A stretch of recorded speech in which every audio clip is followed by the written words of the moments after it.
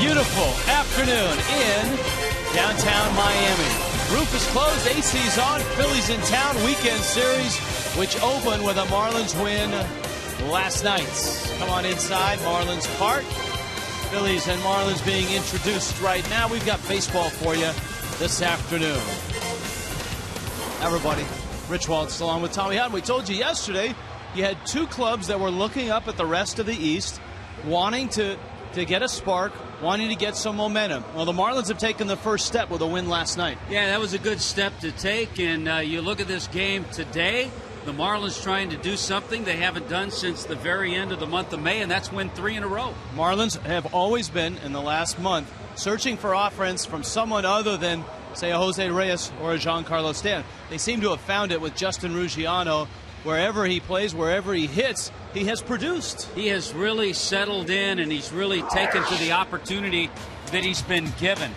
Justin Ruggiano is a student of the game. He works at his game. He's been pulling balls. He's been driving balls the other way. The last 5 games that he started, he's had base hits. He's gone 10 for 19 during that stretch.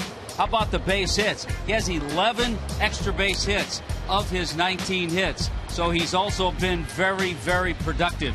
And once again, Ruggiano in there in center field today against Cole Hamels. Marlins last night beat a pretty good left-hander in Cliff Lee, who's now 0-5. It's amazing that Lee doesn't have a win. That's not the case with the left-hander the Marlins are going to see in this one, and that's Cole Hamels. But Mark Burley is on the scene for the Fish.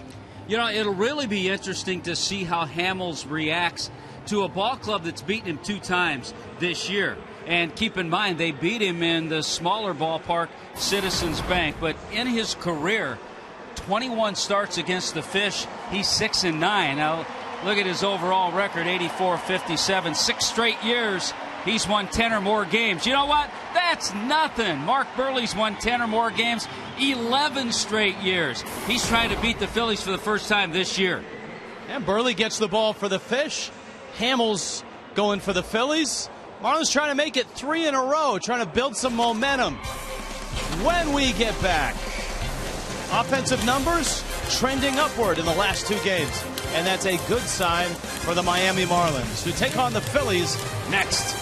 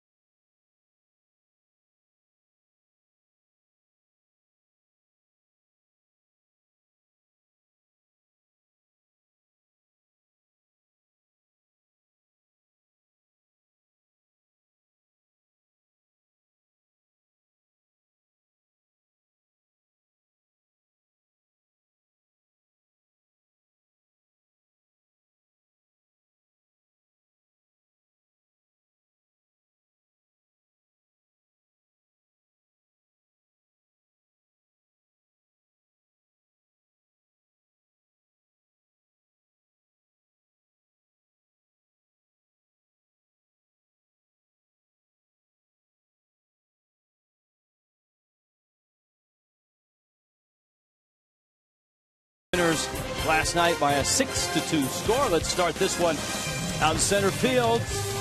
All decked out in blue. Greg Minervini, Jeff Conine. Hey, Rich, good to be with you, and hello again, everybody. The Marlins offense is showing a lot of life. Had a good time here before they hit the All-Star break. Been a key in large part to winning 3 of the last 5 games. Very key, especially the bottom third of the lineup. You've had the Marlins the last 3 games in double digits in hits, 11, 10, and 11, 6, 5, and 7 runs. So everything's clicking right now offensively, especially John Buck, who's been a huge boost in the bottom of that lineup with some big home runs. And you're getting it from top to bottom a little more now. Reyes getting on. Look at the last 2 games alone at 323. Even go back to that Jays game 5 games ago. They had 9 runs on 8 hits. So it's only that one quiet game against the Cardinals. Other than that, you're seeing production in different slots in the lineup, which we haven't seen a lot of this year. No, we haven't, and we've gotten some production with men in scoring position where so far this season the Marlins have been really bad at it, but the last 4 games are 6 for 18. So good signs heading into the All-Star break. Mix some good pitching in like we've seen from JJ, from Burley, and the other guys here, Annabelle, and the Marlins are going to have that combination and trying to ride it to a lot of victories here toward the end of the first half and certainly into the second half of the season. Good matchup today. You're going to have to be on your game to get on base against these 2 guys. Very successful left-handers, 2 of the best in the business. They go about it different ways. Mark Burley's been impressive, making his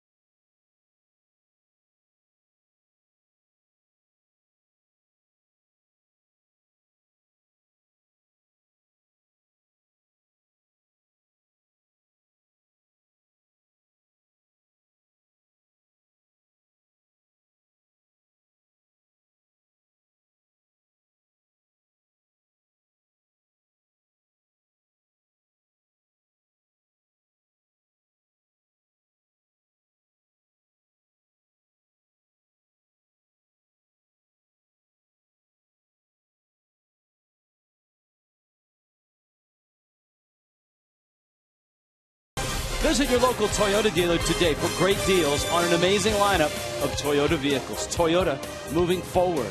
By AT&T, the nation's largest 4G network. AT&T, rethink possible. And by Papa John's. Right now at Papa John's, get any large pizza, even specialties, for only $12. Well, 2 things we know. The Marlins and the Phillies are about to start, and Mark Burley will work quickly. Burley already up on the mound waiting, now back of the mound, composing himself and ready to roll. 16th start, 6-8. Marlins didn't support him early. His ERA right about 3.5. Pinch Penny brings you the first pitch. Coming off a really good start against Toronto and trying to beat the Phillies for the first time this year. And he throws a strike to Jimmy Rollins. Placido Polanco, Chase Utley to follow for the Phillies. The Phillies have dropped 3 in a row. Rollins pulls that one foul. And the Marlins, for the first time since early June when they beat the Phillies in consecutive ball games in Philly. The Marlins have won 2 straight. Ozzie Guillen's bunch now 4 under 500 at 36 and 40. Burley's 0-2 pitch to Rollins. Darts outside, and the count is 1-2. Rollins last night an 0 for 3 night. Phil's got their offense from Hunter Pence last night. A solo homer and an RBI single. Strike 3 called. Rollins frozen. Doug Eddings rings him up. And there's 1 out here in the first. Charlie Manuel's lineup includes Rollins. Polanco now up in the 2 spot. Chase Utley, 2nd consecutive start. He's at 2nd. Carlos Ruiz is having an all-star season. Hunter Pence should be considered for the all-star game as well. Shane Victorino in center. Ty Wigginton plays first base. John Mayberry's in left. And Hamels will hit 9th. And here is Polanco, who had 2 hits last night. And a fastball floats high. Polanco, a guy that this year has had good success against the Fish. And he's had good success against Mark Burley. We always seem to find one guy on every team, not a big power hitter, a guy that you would think that has had success against Burley, and Polanco is the guy for the Phillies. .439 average, and that has come in 41 at bats. The count's 1-2. You know, that pitch that Mark Burley threw to strike out Jimmy Rollins, a good fastball in. And in watching Burley this year, it's one thing you've learned about him. He doesn't throw hard, 85, but he keeps hitters honest with that fastball inside. And then he'll go soft stuff away.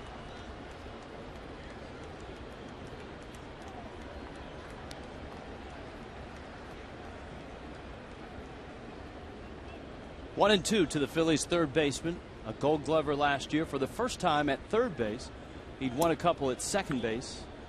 Polanco takes away. Yeah, the other guys that whose numbers just have jumped off the page this year: Willie Bloomquist of the Diamondbacks, Melky Cabrera of the Giants. That one fouled out of the glove of John Buck. Counts 2-2. Then again, Melky's been jumping off a lot of pages this year. Yes, he has. You would expect on his way to the All-Star game, Melky Cabrera hitting .354, 3rd in the league. That's a real tight group because Carlos Ruiz, who is 2 hitters away, is hitting .358. Burley goes full now on Polanco. There's Ruiz. That's in the hole, to call it in baseball parlance, right behind the on-deck hitter. 10 rows in, count stays at 3-2. So you heard Little League coaches. Jimmy, you're on deck. Bobby, you're in the hole. Keep your eye on the game.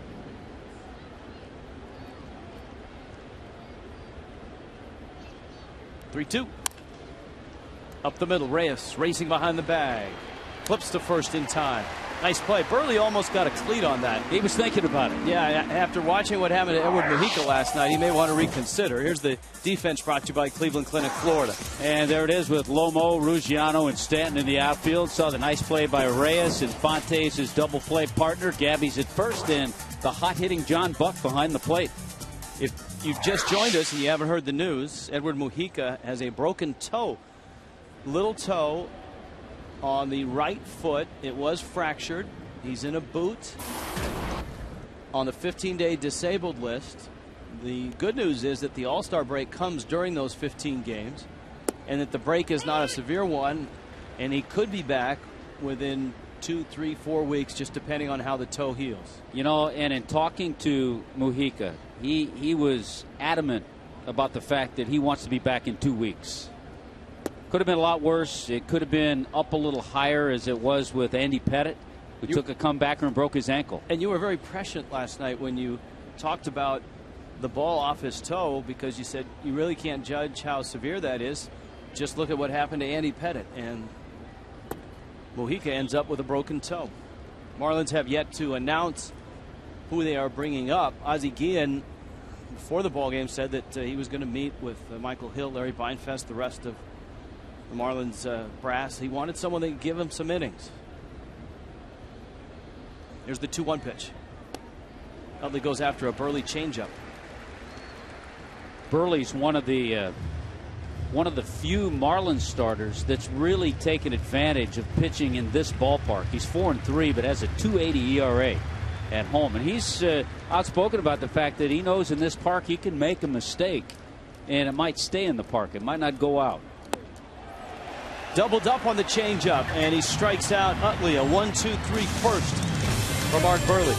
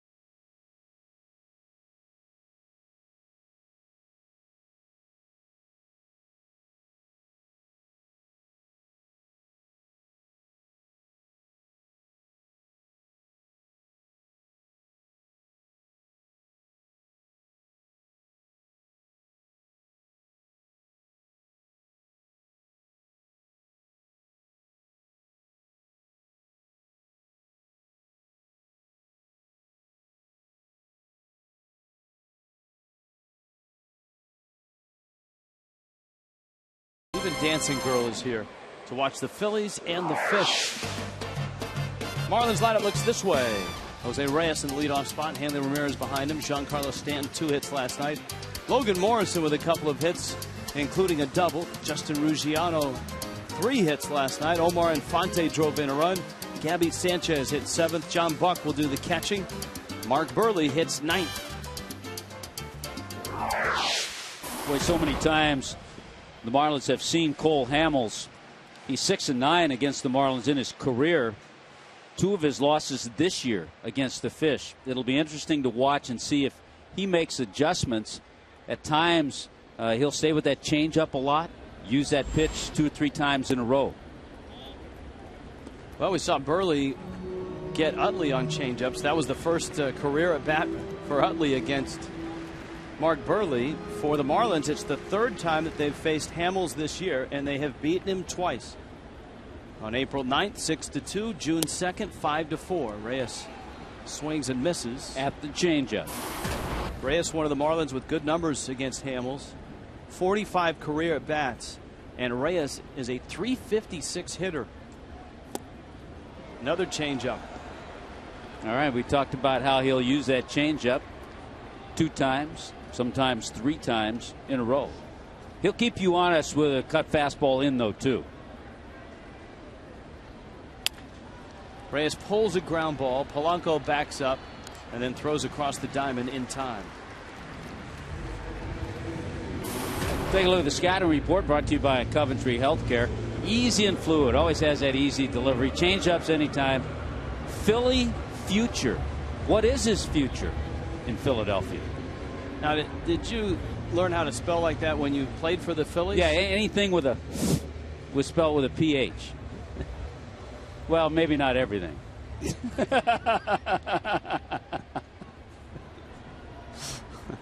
Oh, fiddlesticks. Here's the pitch to Reyes, and it's outside. Or, excuse me, to Hanley, and it's outside. Hanley to be followed by Giancarlo Stanton. Hanley 1 for 4. A double last night.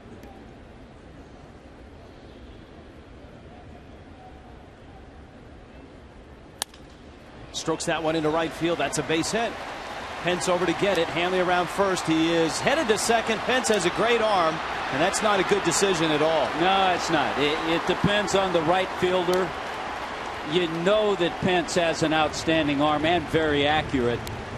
The play was in front of Hanley. He made that choice to go and try to get to second base. It was a good approach. It's good news and bad news on Hanley as at bat. Good approach, not so good base running.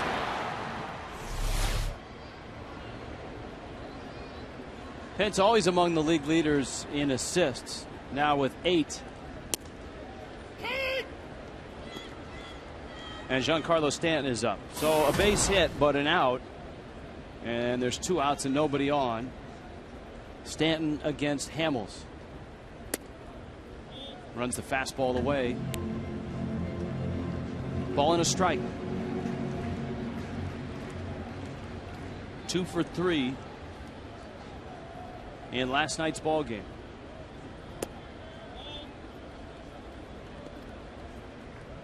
Terrific article in this week's Sports Illustrated on Giancarlo Stanton.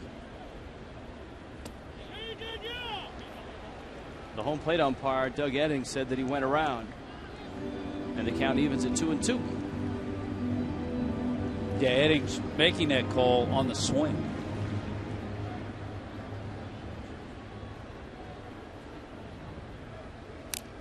I just think it'll be great that Giancarlo is going to get some national attention participating in the home run derby. Well, the home runs, that's what stole the show in this Sports Illustrated article. They were talking about all the stories of his minor league home runs, the home runs at his high school showcase event. I tell you, he had that showcase event at a ballpark called Blair Field in Long Beach. Absolutely, and I know that. Yeah, I know that ballpark. It is tough to hit balls out of there. 3-2 coming. Drills it. Left field. Get out of here. Wow, a rocket. Add that one to the list. And it's 1-0.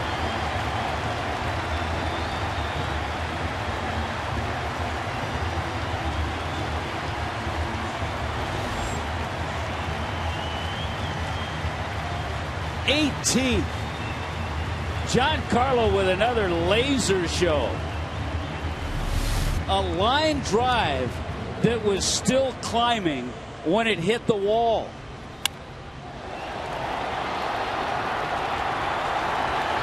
Right on the Jackie Robinson number, the retired number, a changeup. He stayed back and absolutely drilled it. This place is buzzing. Here's Morrison. And he takes down low. That's why when you come to a Marlins game, you want to be sure to get here in the first inning to see Stanton's first AB. And that's one of the reasons Ozzie Guillen moved Hanley Ramirez to the 2 spot and Stanton to the 3 spot. Morrison lines it to center, and Victorino makes the catch because he wanted Giancarlo Stanton to hit in the first inning. And boy, did he ever in this first inning. Changeup coming in. The express going out.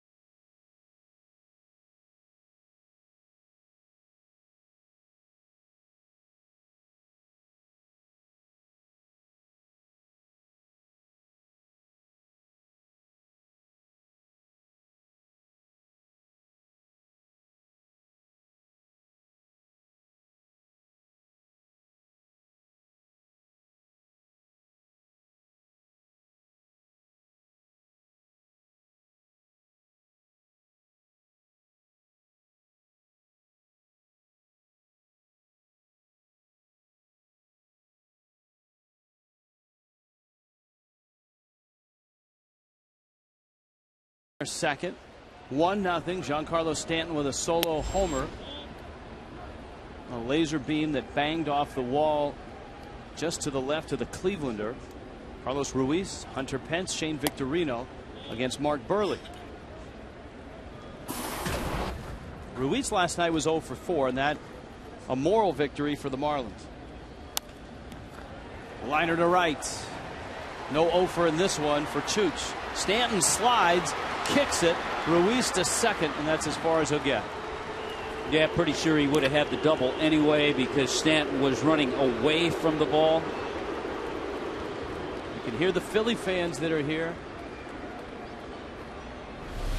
with the Chooch chant. Well, it's that swing right there that's kept him around 350. Just taking that ball the other way.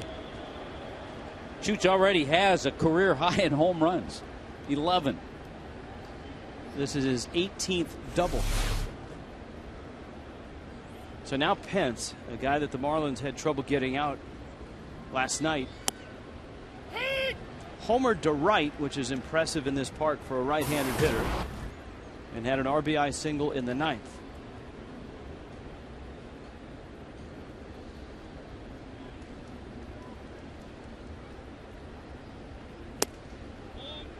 If you follow the Marlins and the Phillies, you know that Pence is one of the few hitters in baseball that really chokes up on the bat. See his career numbers against Burley, very good, but not a real big sample size.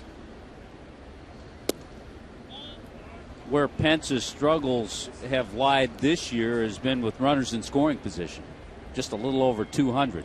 It almost seems like that the guys that have had success against Burley, the common thread is a short, compact swing. Burley misses away, 3-1.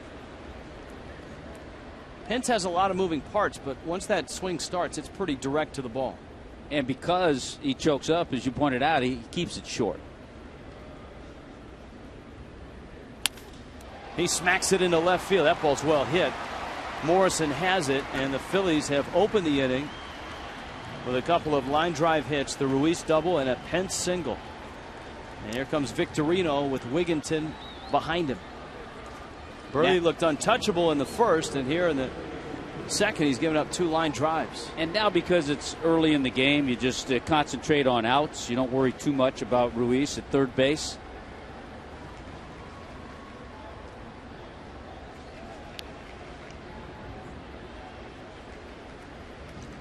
Victorino 1 for 4 in last night's game. Reyes and Infante up the middle look for 2. Hanley Ramirez relaxed him back at third. Burley misses away. Tough guy to double up in Victorino, and he's also on a little bit of a tear. He's on a 6-game hitting streak. Good numbers. Runner at third, less than 2 out. Ruiz fits that criteria, and there's Pence across the diamond. Victorino tags that one into left center field. Ruggiano over, makes the catch. The run will score. Ruiz comes across. Pence back to first. And Victorino delivers the run. It's a 1-1 game. And you can hear the verbal sparring from Philly fans and Marlin fans.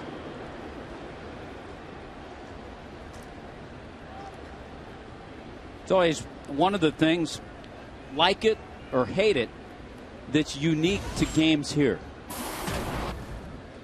Marlins attract so many fans from other areas. Mets fans, Phillies fans, Cubs fans. You don't see that reaction in other parks. You don't see that in St. Louis. You don't see that in Philadelphia. Well, you do see it in some places. You see it in Washington. Philly fans have taken over that ballpark. That happens in other cities. For the Red Sox, who have Red Sox Nation that travel so well, for the Yankees that have such national appeal, if you're out on the West Coast and you're in Oakland or Seattle, you see a ton of Yankee fans, a ton of Red Sox fans. You see it in Tampa when the Yankees are in town.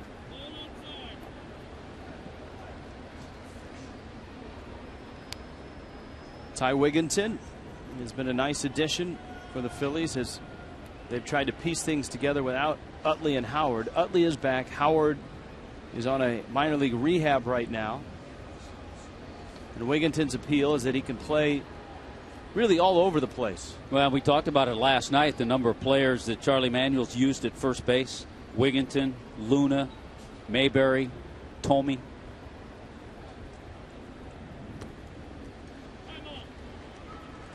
Boy, Burley now at 3-0. He looks like a completely different pitcher in the second inning from the first inning. Well, he had great command in the first inning and hasn't had the command here. Pence is still at first.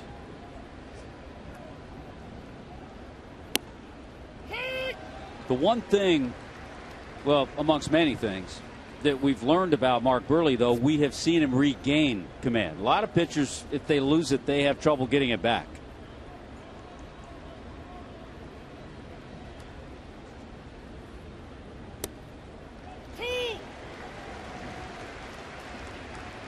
Let's see if Pence is on the move on this 3-2 pitch with one out. Papa John's Fox tracks.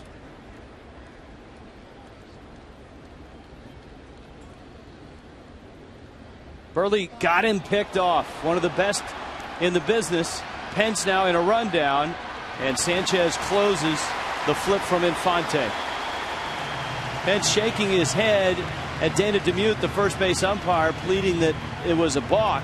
Well, it's a runner's mistake if you're going in a non-stealing situation, a run and hit there, a hit and run. You're not supposed to get picked off. You're just moving. That's all you need to do. So when you get picked off in that situation, whether it's a balk or not, it's your mistake. Wigginton walks.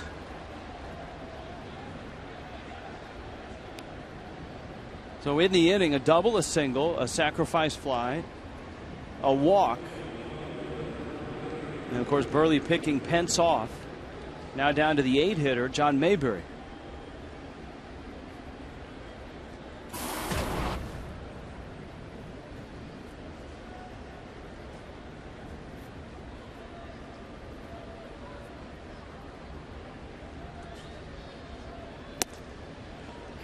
Burley throws a strike.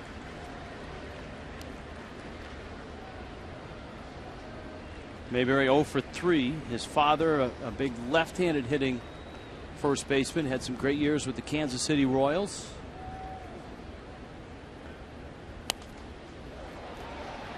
Popped him up. Buck, on his way back, kicked over something on the on-deck circle. It's tough treading when you have to maneuver your way around the on-deck circle. Looked like it was one of the there it is, a weighted ring that you slide on the end of the bat. Yeah, that ring is a little more weighted than the donut that you used to have, the weighted donut. More calories. Here's the 0-2. There's a little more protein in that too.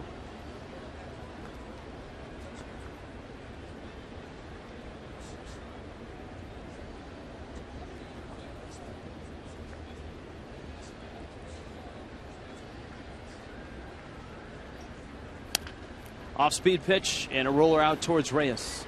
A flip to Infante. And the inning is over, but the Phillies draw even with a run. 1-1.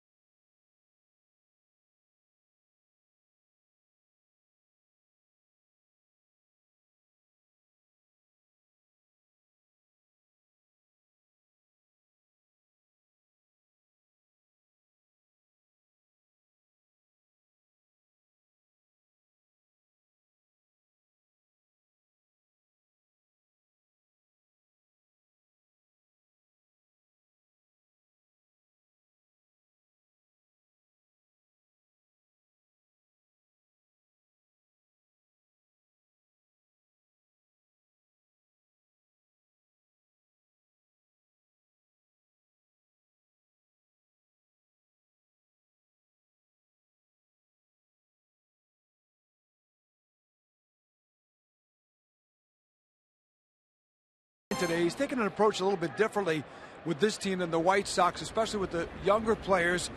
More patience, more instruction. Case in point, Justin Ruggiano, though not a youngster in terms of rookie means, he's talked to a lot of these guys. Last night he talked to them after the double. He said anything in that right field area, he called the State Farm area where the advertisement is out there, if your name isn't Buck or Sanchez, he wants you on third base. And right in that gap out there, which we've mentioned before. But Ozzy's taking him to the side and say, hey, what were you thinking? He did the same thing with Lomo last night on second base. He said he was taking a lead that was only a couple of feet. He asked Lomo, what were you thinking? Lomo said, well, there's only one out. So one out. I want you taking a large secondary lead. And the way Ozzy puts it is, you either break your leg because I'm sending you, or you're safe and it's easy. He said, so it's up to you. So take a bigger lead. Even with Hanley, he said, run harder. Now, he wasn't talking about the play there that we saw earlier. But run harder to first. Let the coach make the decision often on when you're going to take that extra base. But run hard to start out with. And he has a way of doing it. He said, I don't yell at him. Basically, I say, Poppy, what were you thinking? Now, let's go back upstairs. I understand I've taken a little time up so you can enjoy some nourishment up in the booth. Yeah, you always need that during a course of a ball game. Justin Ruggiano, a swing and a miss. The Taste of Miami has just delivered a couple of grouper sandwiches. What do you have over there? I have some two different types of shrimp. I have a little mahi salad here. This is outstanding. That's what you get when you go to the Taste of Miami. Taste of Miami down the left field line. Very nice. And much appreciated to anyone down there in the Taste of Miami that's watching. There they are. You can get a good Cuban sandwich down there.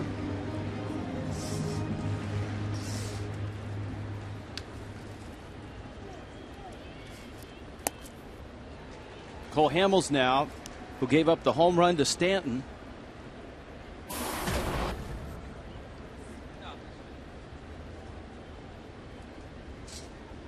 Has an out here in the second.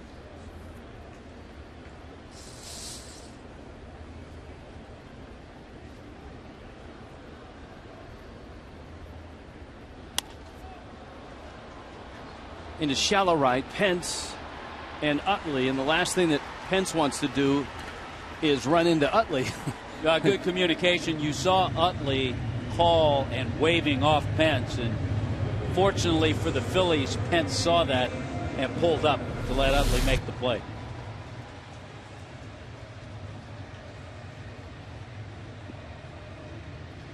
It took him so long to get him on the field. You don't want to slide in and take him out. Gabby Sanchez now. Gabby an 0-for-3 ball game. Marlins got to see a lefty last night, of course, in Cliff Lee. Does that help a ball club going back-to-back against the lefties? Nah, they're different type. Hamels, a little different delivery. Uses his changeup a whole lot more.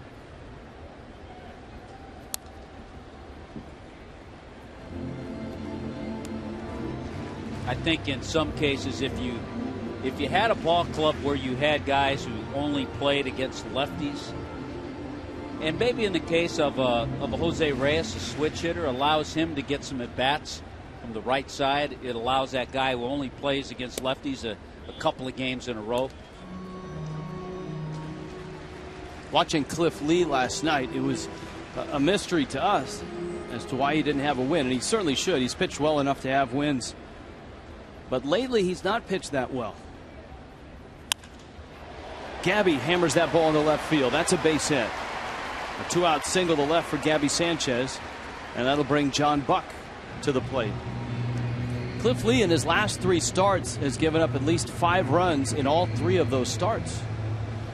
Some have said his velocity might be down a couple of miles an hour, where maybe he was more around the 94 range. He's 90, 91, but still an outstanding pitcher. And you look at some of the games that he got no decisions.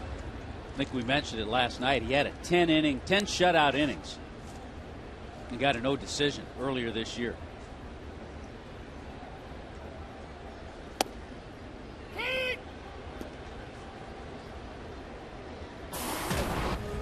Here's John Buck now. You can look at the average at 182.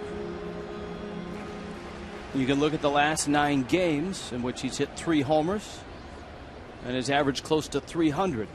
And it looks like little by little there's progress there, and Buck fouls that pitch back, and it's 0-2. 1-1 ball game. Phillies, Marlins. This is game 2 of a 3-game set. Marlins winners last night. Finale is tomorrow. Joe Blanton, Ricky Nolasco, the Marlins after the ball game head to Milwaukee for a 4-game series in the city of beer and brats. So the Marlins will be spending the 4th of July in Milwaukee. As if they need another reason to party at Miller Park. That is a lively place.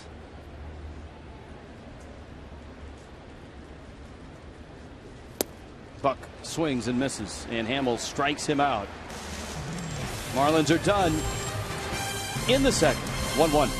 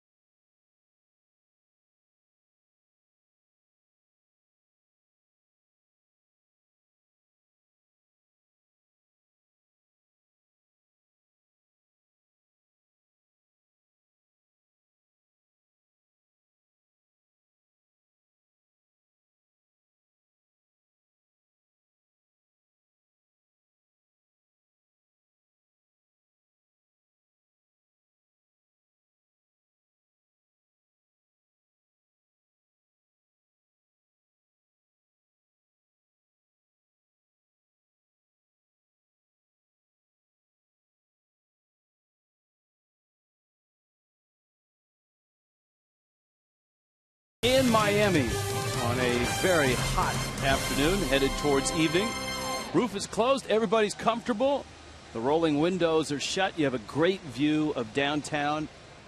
And as you look out from Marlins Park, both lefties have been touched for a run and a couple of hits in 2 innings. And Mark Burley throws a strike to Cole Hamels with Jimmy Rollins, Placido Polanco coming up in the 3rd as well. Hamels having a nice offensive year. He's hitting .226. Yeah, he leads the Philly starters in base hits. Not here, though. It pitched pretty well by Mark Burley. There's usually some money that changes hands among National League pitchers through the course of a season in terms of batting race, RBIs, home runs. You would think that a Carlos Zambrano will be taking home those honors for the Marlins. Ricky Nolasco has driven in some runs this year.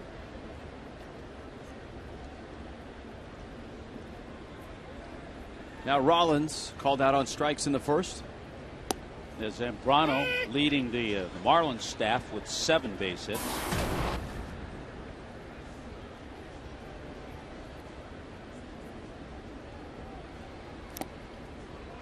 Phillies don't have a long history against Burley. Burley first faced them in 2002.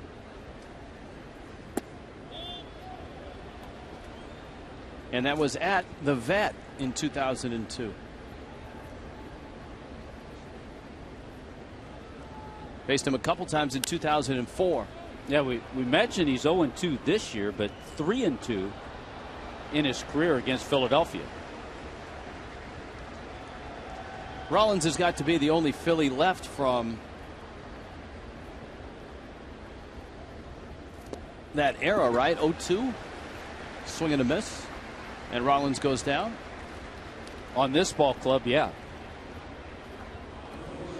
So a pair of strikeouts for Burley. Tomorrow's a family Sunday. It's a 1:10 start, and it's also, as every Sunday is, Military Appreciation Day presented by Outback Steakhouse. Kids get a Marlins Stars and Stripes bucket cap courtesy of Pepsi and can run the bases after the game in the Diamond Dash. 1-877 Marlins. Or for tickets and for parking, go to marlins.com. Here's Polanco.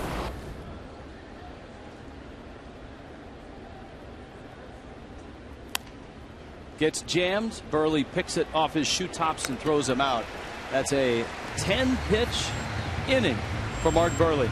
We're going to the bottom of the third. 1-1 Miami and Philadelphia.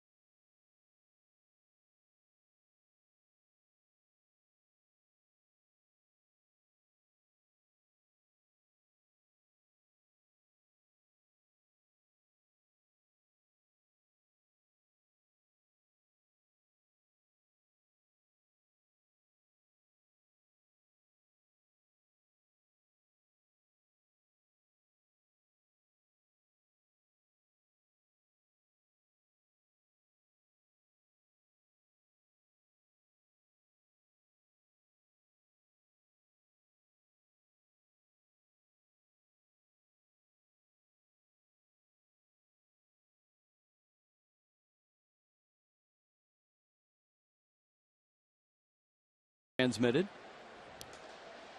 Can't read that during a pitch in any form, and the accounts and descriptions of this game may not be disseminated without the express written consent of the Miami Marlins. Burley works fast on the mound. He works fast at the plate, and he takes down low from Hamels. Mark Burley, Jose Reyes, Hanley Ramirez for the Fish in the bottom of the third in a 1-1 game. Marlins got a Giancarlo Stanton line drive homer. Burley cracks a ground ball over to Wigginton, who steps on the bag.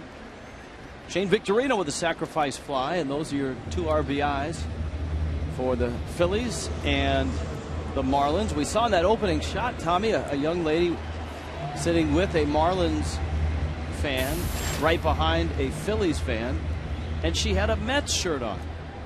Now, if you're a Mets, you never see that in St. Louis, by the way. If you're a Mets fan, who are you pulling for in this one? I mean, you've got 2 National League East rivals. I think if you're a Mets fan and you're watching the game here, you're pulling for the Marlins. Mets, by the way, are in Los Angeles. They got another win from R.A. Dickey last night.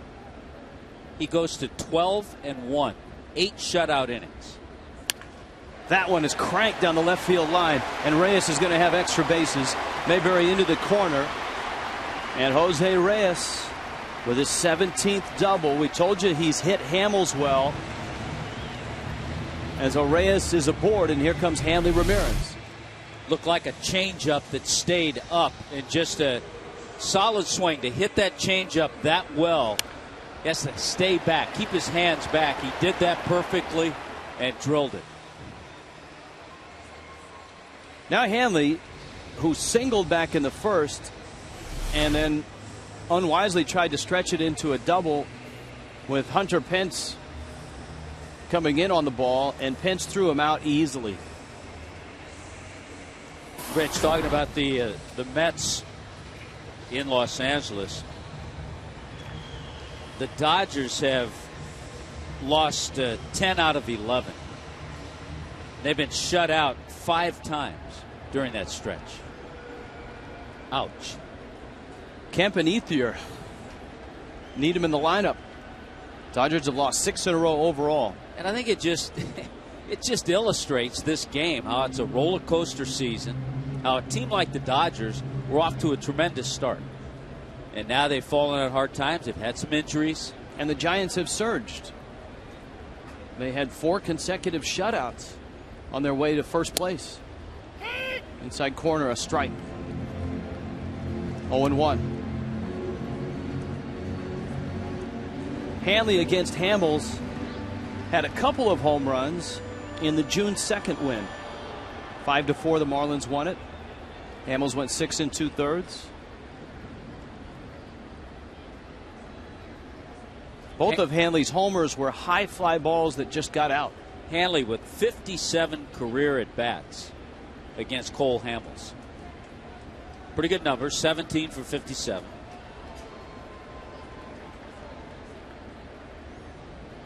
Utley staying very close to Reyes out at second base. Reyes hasn't stolen a base since the Marlins were in Philadelphia back on the 2nd of June. He's going to have a hard time here because Utley's really holding him close to the bag.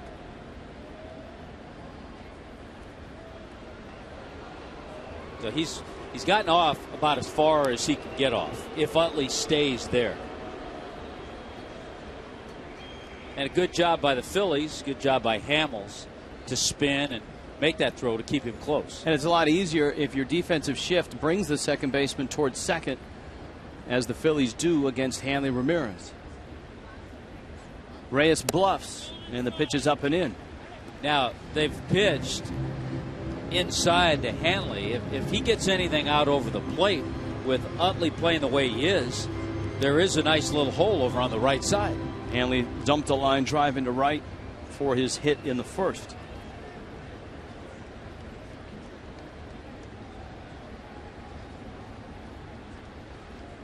Reyes bluffs. Hanley got it off the end of the bat, and Mayberry comes over and makes the catch.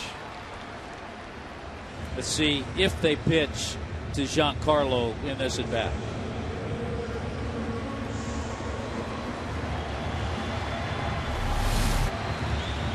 They stayed inside. A lot of it had to do with, number one, the way they wanted to pitch Hanley, and also the situation. Well, it's an interesting question whether they're going to pitch to Stanton or not. It doesn't look like they are. Ruiz just went out and picked out a piece of Hanley's bat. Stanton's home run, by the way, is his 18th, his 11th here in this ballpark. So he's hit 11 home runs at home. You got Logan Morrison on deck. First pitch is up, and these are the at-bats that Stanton has talked about knowing, and that Sports Illustrated article is great. He talks about the desire to just absolutely crush a ball and to stay compact and have a swing like that. Yeah. And he said his body tells him to hit the ball as far as he can. His mind tells him to just stay inside the ball and drive it. You know, I talked about Stanton's 11 home runs at home. To put that in perspective, the Marlins as a team have hit 35. Up the middle into center field. That's a base hit. Reyes around third. Here comes a throw. He is safe. And Stanton alertly takes second. Reyes didn't slide. Ruiz had a foot on the plate, and he and Reyes kind of got tangled up as he came across. Victorino made a surprisingly good throw. You would think Reyes would score automatically. I think that play was closer than Reyes thought it would be. Closer than a lot of people thought it would be, but there's the Stanton that you just want to see. Men in scoring position, not think the Giancarlo Stanton that wants to hit one 500 feet, but think about the Giancarlo who wants to drive in the run. Drove that in nicely here, real close at the plate, and good running. Once he saw the throw from Victorino over the cutoff man's head, he took second base. Stanton has driven in both runs for the Fish. Morrison takes inside. That's the Giancarlo that's going to give you 100 RBIs a year. And that's the part that he said in that article. That's the head winning out over the body. The body wants to crush it. The head says just drive it. 1-0 to Morrison. I'm surprised he got a couple of pretty good pitches to hit. Fouled one off, then he got a good pitch to hit on the base hit.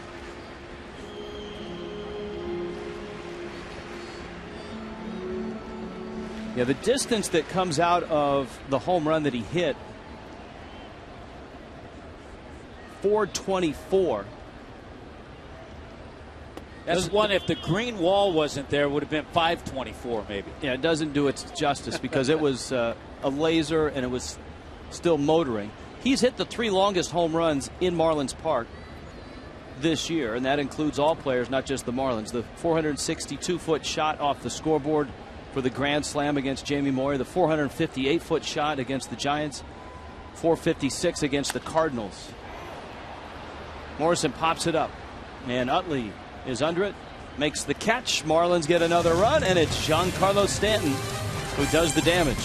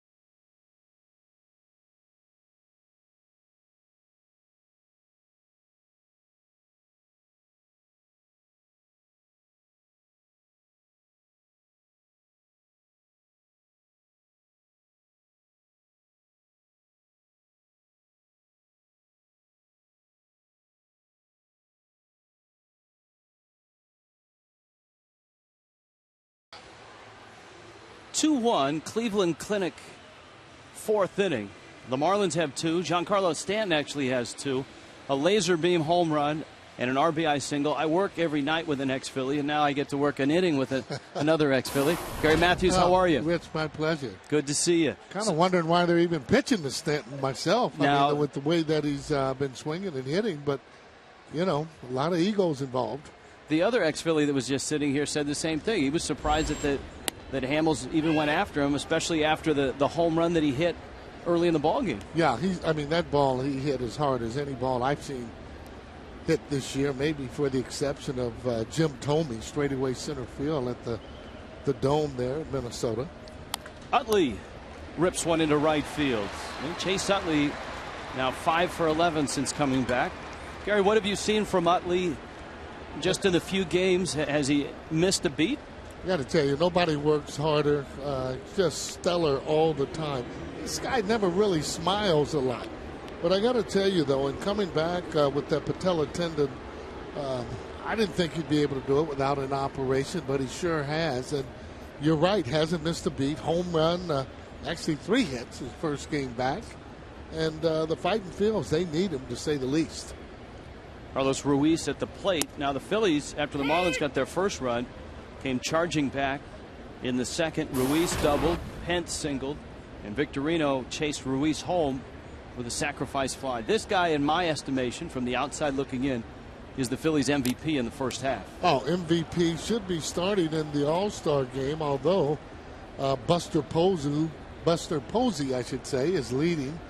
Yadier Molina, I think, is second, and Carlos there with a little over 2 million votes. He's third and has the best stats of all the catchers, period. Got him inside corner. I have a feeling you're going to see all three of them. That's a good pitch. In Kansas City. Yeah, actually, though, well deserving. And, you know, maybe other than Papelbon, I mean, I don't think, or maybe Hamels, I can't see anyone else making it on the Philadelphia team. Here is Hunter Pence. Hunter Pence was always one of our favorite players when he was in Houston, and he's been a terrific addition for the Phillies, and he pulls that one foul. We had the discussion last night, and it continued today. If you could pick between Jason Worth and Hunter Pence, whom would you pick? It's an interesting question. Well, you know what it is. Both of them bring a lot of energy. However, Jason, for me, plays a little better defense. And I think that's really when you have a lot of pitchers on your team there and we're built around pitching, you really need that defense just to be able to see how good your pitching is. Pence pops it up. Gabby Sanchez retreats, and he's not going to get there. Your first time in Marlins Park for the Phillies. It's odd because the Marlins have been to Philly twice, and you guys arrive here. You've seen one game and 3 innings. What do you think? Beautiful. Love this ballpark, and I, for one, think it's a fair ballpark. I think when you hit a ball goes a long way, like a Stanton, you get rewarded. I think our ballpark is more hitter friendly at Citizens Bank, if you will, there in Philadelphia. Which is amazing that the Phillies have been able to do it with a great starting rotation in that ballpark that seems to be unfazed by the dimensions. Well, you're looking at guys, in my estimation, sooner or later, especially with Roy Halladay, should be a Hall of Famer. Cliff Lee, that pitching, well, just really in a lot of bad luck, missing the spots. He's another really number one. And Cole Hamels, who's pitching today, is another one. So you shouldn't go in long losing spells, although as the Detroit Tigers, it's not as easy as it might seem on paper. Yeah, I think both the Marlins and the Phillies in a similar spot looking up at the rest of the East and hopeful to get it turned around and get some momentum headed into the second half. Yeah, well, for the Phillies, I mean, we're 3 downs now in the loss column against, you know, the Marlins. You got to really get that gap. Then you got to get to 500 before you can even make a move. But of course, the Phillies are adding a pretty good player. Heck, not a pretty good player, a great player in Ryan Howard. Although there's always a question when you're coming back from an Achilles, as Howard is, as to is he going to be the Ryan Howard that Philly fans know and love? Remains to be seen. Your pitching coach, Eduardo Perez, had the same thing, Achilles tendon. And again, sometimes you do, sometimes you don't. Marlins can't get Hunter Pence out. Ball's bobbled in center field by Ruggiano, and Utley is going to take third. That'll be an error on Justin Ruggiano in center field. Pence is 2 for 2, and here comes Victorino. Yeah, I thought there on that particular play, you have Chase actually slowing down. Take a look at it as he hits there. Now he's going to slow down a little bit, looking at the fielder all the way, and then no play. You want to make sure you just gather that ball up. Now you had runners on first and third and 1 out. Hitter's delight. That's a great sign for the Phillies that Victorino, or that Utley is able to shift gears like that and get to third. I've been impressed with his mobility, both defensively and on the base pass so far. Oh, this guy here is, without a doubt, the best second baseman in the history of the Philadelphia Phillies. I mean, you can't think of anyone else better. Third base coach Juan Samuel was a second baseman and a pretty good player. Burley knocks it down. Might get 2. Gotta hurry. Reyes in time. A double play. Mark Burley has won 3 consecutive Gold Gloves, and it's not by accident. And he starts the 1-6-3 double play. And the Marlins hang on to a 1-run lead.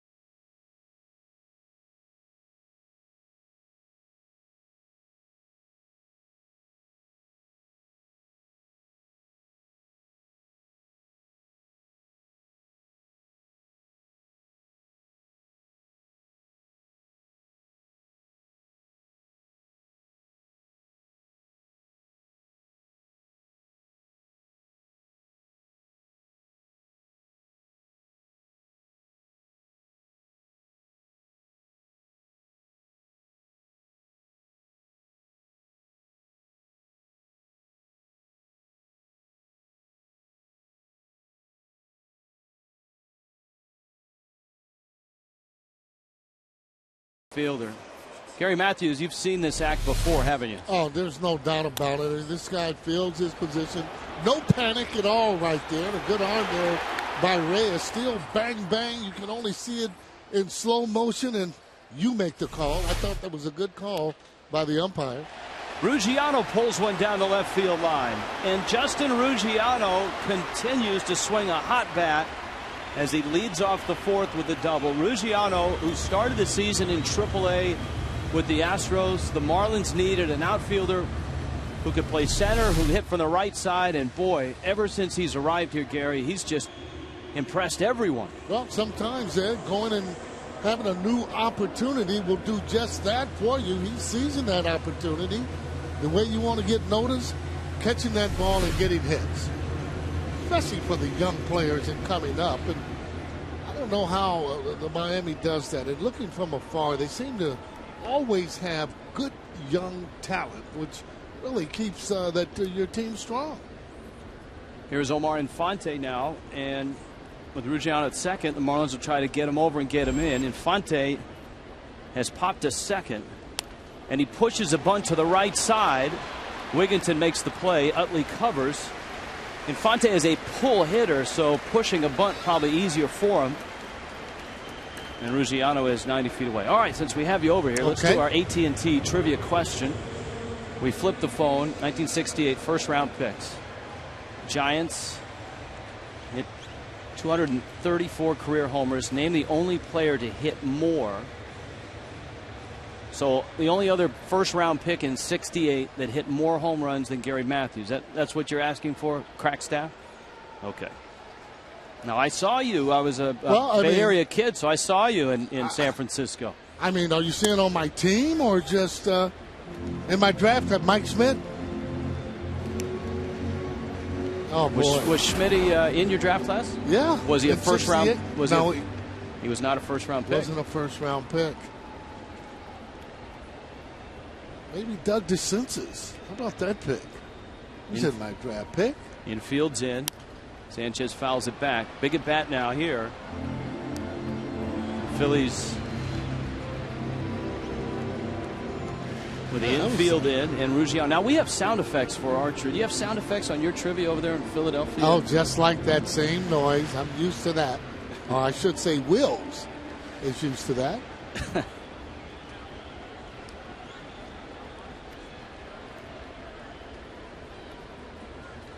Here's the 1-1. Gabby pops it up. And Rollins is there. Was Dave Kingman in that draft class? No, he wasn't, but I was thinking Dave Winfield might have been in that same class.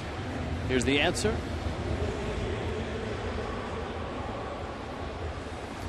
Bull! And he's here with a group. Yeah. I was with that group this morning, by the way. Yeah, I'd like that. Greg Farina was a good hitter, too, by the way. And makes a mean brisket out there at the ballpark in Bull's Barbecue. Oh, he sure does. Obviously, the Phillies would rather pitch to Burley than Buck. That's why the Gabby Sanchez bat was crucial. And instead of delivering the run, Hamels was able to get a pop-up. And so Buck is aboard. Here comes Burley. What difference will Ryan Howard make? When does Roy Halladay come back? I think those are all questions that Philly fans who are watching probably have in their minds. Well, first of all, with Ryan Howard, he's starting to play, starting to slide. He should be back a little sooner than people think. On Roy Halladay, starting to throw on flat ground, and as you know, once they start that, and both these guys are in tremendous shape, and they should be coming back really, really soon. And without a doubt, they need them. They're not going to be able to win without them. Burley off of Hamels. Can he beat it out? Ruiz's throw. He's on the bag and out. What a play by Carlos Ruiz. Burley almost beat it. Well, it was Burley's play that stole a run from the Phillies, and Ruiz's play steals one from the Fish. Gary Matthews, thanks for the visit.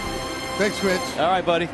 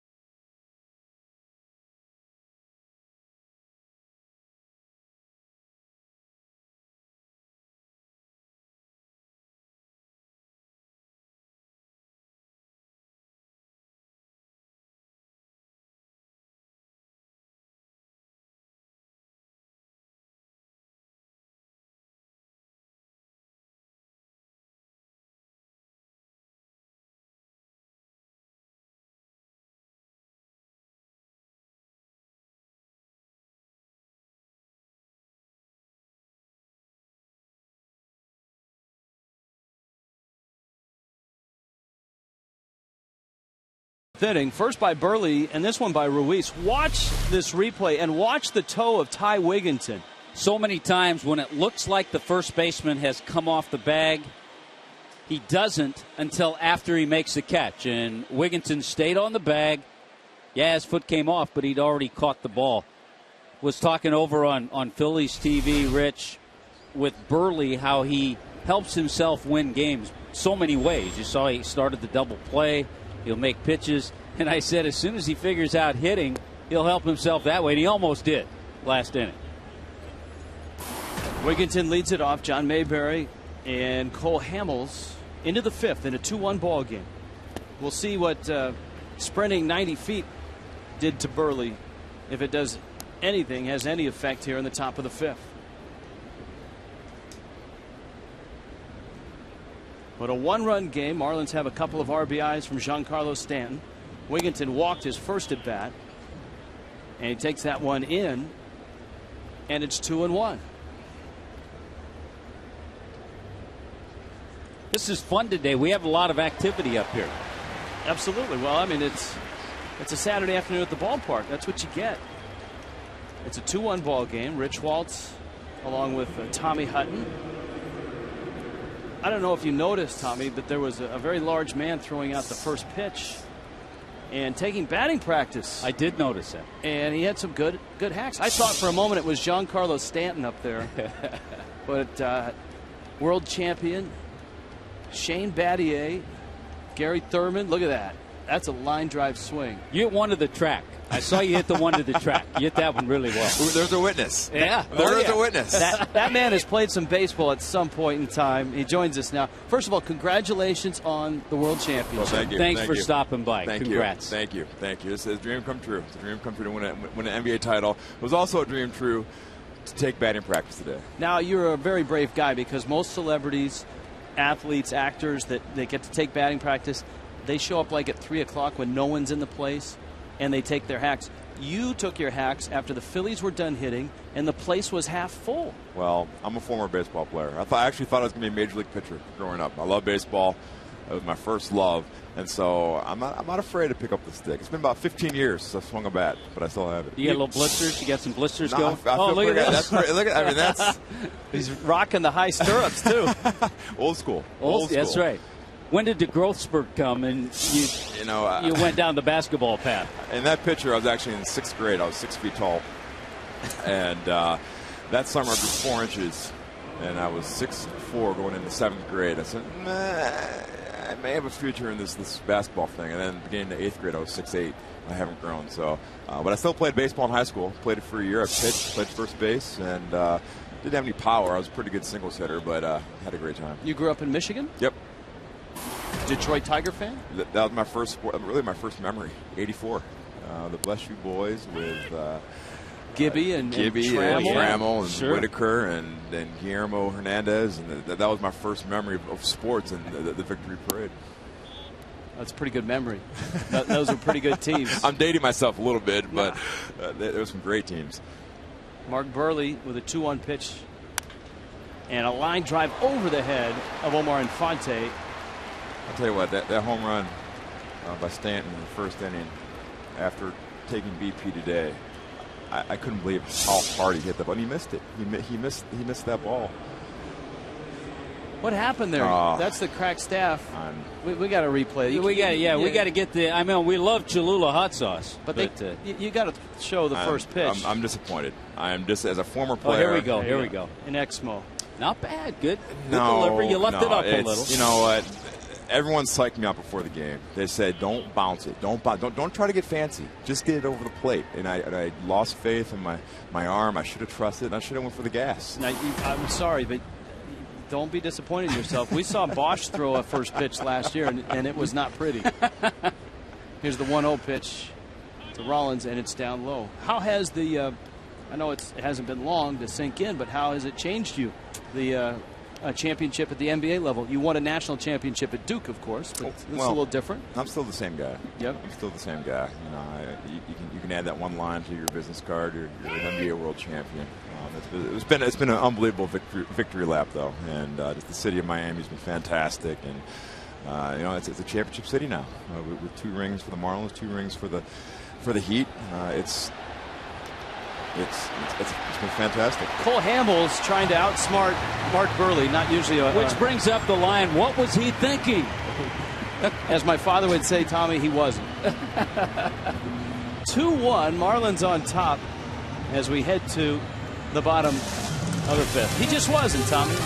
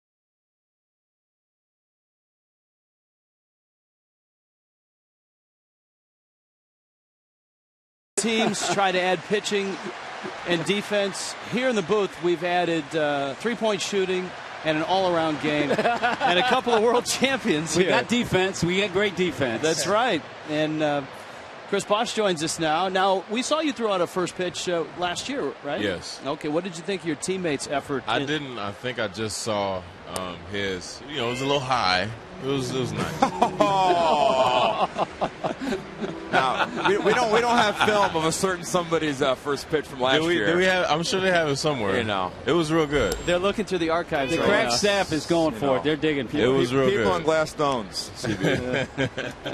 Chris had a great line when he sat down. Rich, I don't know if you heard him. He said, in baseball, play-by-play, we have to talk a lot. Yeah. Basketball is just describing the action. Yeah, I mean, it's like a lot of action going on, but, there are some periods in baseball where it's not much happening. So I'm sure if you don't like the person you're working with, he tried what was your grip? Two-seamer. Two-seamer, Okay, it got away from me. I was trying to cut it a little bit. That's when you get in trouble. It got away from me. That's when you They're get in talking trouble. about cutters and two-seamers. Listen to this. That's when you get in trouble trying to throw it. I'm going to grip it this way, and it just goes bad. I should have stuck with the knuckleball. What do you guys think of this ballpark? I know that you've been a little busy up until the last week or so. Hanley Ramirez to left field, right at Mayberry, and he makes the catch. Reyes still at first. Marlins Park, your impressions of it? It's very nice. I've been wanting to get here since the season started, and we just didn't have time during the regular season, and then the playoffs came, and I had to put it off. But the first chance I got, I wanted to come check it out, and it's very nice. I was asking why they didn't have the top out, but they were like, no, it's too hot. Yeah, well, it's way too hot. So that's right. I could appreciate that. Got the AC on. Yeah, it's amazing nice. how quickly this place cools down once they close the roof. Did Stanton get a chance to talk to you guys? Did you see Giancarlo before the game? No, I think he was focusing, obviously. I know he went out to a lot of games. Yeah, Reyes is running, and the fastball's high. His first stolen base since June 2nd. From what I understand, he was a heck of a player. He was offered a basketball scholarship to UNLV. USC was on him for football, and he signed as a high schooler for baseball. I think it's working out. Yeah, it has. A little bit. When you can hit a ball like that, it works out. Now, the Phillies have finally learned, it looks like. He's homered against them. He has an RBI single, and Hamels is going to walk him intentionally. Crowd doesn't like that, do they? Hey, Rich, I wanted to ask Shane the difference, I'm sure both enjoyable in an NCAA championship compared to NBA championship. It's different. It's different. This is my 11th year. It was a long journey to get to this point. And there were points where I didn't think I'd ever be able to call myself a champion. And so for the weight factor alone, this is really, really special. And but college is college. College was great and different. And I was very fortunate to be able to have experienced both. And both of you guys really had to start your NBA careers in spots where the team really wasn't built. You were kind of the early pieces. You with the Grizzlies, right, in Vancouver, and Chris, you with Toronto. Yeah, I was. It was just a totally different situation in Toronto. I was the focal point, so you really learn coming to this situation. I've learned so much about the game because there are so many different levels that you have to be good at, and like Shane said, it's a long journey. It's the longest, one of the longest out there, and it was just rewarding just to go from one spot to another and be successful. How's your stomach, and will we see you in the Olympics? Oh no, I just released yesterday that I won't be able to participate this year. It could, per doctor's orders, we just want to make sure that nothing happens out of it. So I need to rest and rehab and get ready for next year. Was his buddy Coach K understanding about that? They were understanding. I called Coach K to make sure. I didn't want him to hear it from anybody but me, and we had a conversation, and they're understanding. They understand what's going on, and everybody's great out there. So, thank you USAB for everything. I'm available if they need me. I'm not doing anything. Well, you've got Coach K's number on your speed dial, so that's the guy to call. Morrison's up. Reyes is running. Right behind him is Stanton. The throw's high, and it's a double steal. How about that, Rich? He had to stolen the base in almost a month, and he throws out two in about a two-pitch period. That's good to see, Jose Reyes. And heads up by Stanton to follow him to second base. Is Reyes getting more comfortable now? Yeah. He's pretty fast. Yeah. All right, the Marlins are missing their fastest guy, Emilio Bonifacio, but Reyes now has 18 stolen bases. All right, this is what's awesome. Known in basketball terms as a clutch shot. You need a guy to drive a ball to the outfield, or with the infield back, just put it in play on the ground. Morrison trying to pick up an RBI. Hamels a good strikeout pitcher, misses inside. It's 2-1.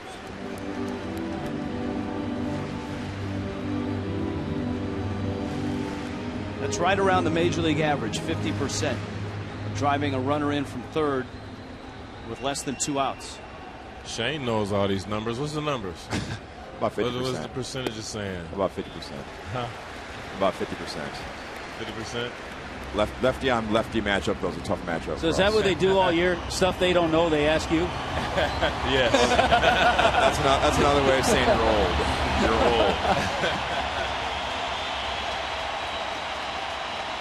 3-1 to Morrison. Hamels ready. Big breaking ball, and that's a strike.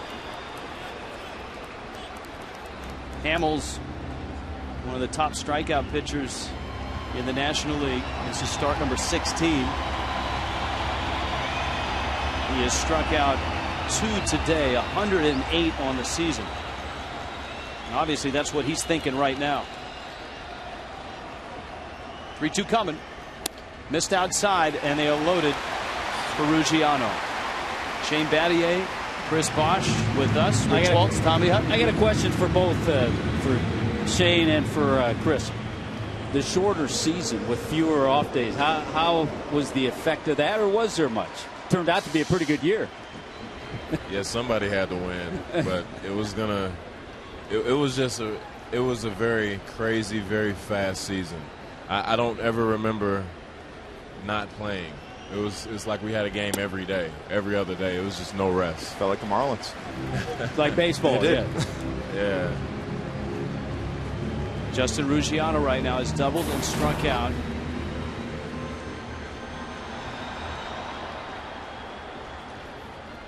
Hamels looks in. Bags loaded. Phillies looking for a ground ball. Ruggiano looking for a pitch he can drive. Big moment in a low-scoring game here in the bottom of the 5th.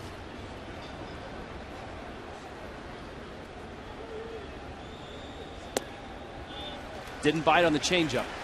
It's 2-1. See, we got you guys up here to get a rally going. Well, let's do this. All right, what's he going to throw here, guys? Fastball.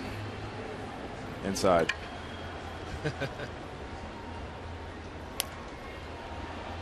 Changeup. Away. You were close. That was close. I was about to say changeup, but you know I. You didn't want to overstep the bounds of the elder statement, right? Yeah, I didn't want to. Shane is he's the guru of baseball on the team, so. 2-2. Ruggiano left center field deep. Back goes Victorino at the track, and he makes the catch. Everybody tags. Reyes will score. Morrison arrives at second, and Stanton to third. And boy, did he get a pitch to drive. He drove it about 390 feet from home plate. 2 nights in a row, Rich, the Marlins have hit a ball in that area with the bases loaded that would have been grand slam home runs in Philadelphia. But Ruggiano has again come through with a really nice at bat, good adjustment, launched this ball a long way. For a moment you thought it might get to the base of the home run sculpture, but Victorino was right there for it. Still second and third, 2 outs, and here is Infante, who was popped out and has a sacrifice bunt. Chris, now baseball for you. Did you play it at all as a kid? I played in high school. We weren't very good, but it was fun. I played T-ball growing up, and I think I played maybe like 12 and under, 13 and under for a while. And then I played high school for a couple years, but basketball was a lot better for me. Now, are basketball players like baseball players think they can play all other sports? I think everybody's like that. I know better because I've actually tried. I can't go to a hockey player and think I can play hockey because I can't even skate good. Infante to center. That ball's well hit, but Victorino is there and makes the catch.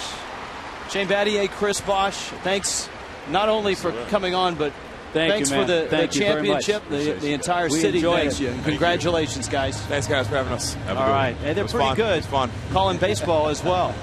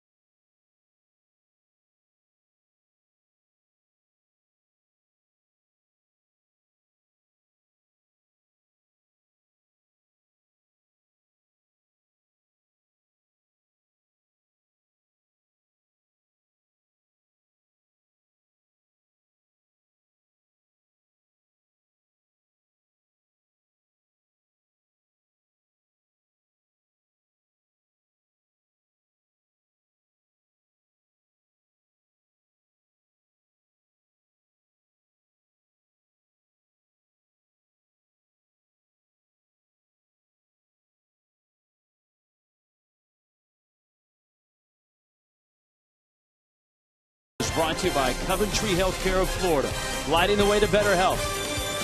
And by 5 Hour Energy. 5 Hour Energy fixes tired fast. It's going to be a great evening in Miami. It's hot outside, cool inside. Justin Ruggiano just missed a grand slam. He had to settle for a sacrifice fly. It's 3-1 into the sixth. Mark Burley, a bunt, and for Burley, that's a layup. As long as we have basketball players in here. Yeah, might as well do that. What excitement those guys gave everybody in South Florida. Absolutely. Wow, that was great. And, Bosch, I think one of the great contributions for Bosch, turning himself in, from what he said, a focal point in Toronto to a terrific team player. There are a lot of athletes can't do that. Yes, and he certainly did. And Battier added that the three-point shooting, and it sounds like anytime there was a question about anything, whether it's baseball, physics, politics, it sounds like Battier was the go-to guy on that team. That's what happens when you've got that college run at Duke. So let me see if I can figure this out. Battier, the go-to guy off the court. LeBron, the go-to guy on the court. There you go.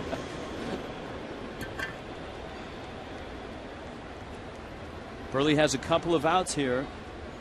Chase Utley taking his time coming to the plate. The Marlins really extending Cole Hamels that last inning. Both lefties have thrown exactly 79 pitches in this one. Utley is singled and struck out. Phillies got their run in the second. It was a great play by Burley. Utley says he got hit. The home plate umpire, Doug Eddings, said no. I don't know if Utley chicken winged that one, but he has been known to do that. And we talk about his stance, how he's right on top of the plate. Hands are actually over the inner part of the plate. Now that we see Utley, we just saw Colby Rasmus. I think Rasmus is further out over the plate than Utley right now. Up higher, those hands are up higher. Right, but I think he's closer, and he crowds it even more than Utley does. That new stance that Rasmus has. Little tapper. It's a fair ball. Buck picks it up, and a rather pedestrian sixth inning for Mark Burley. Marlins on top. Miami 3-1 here against the Phillies.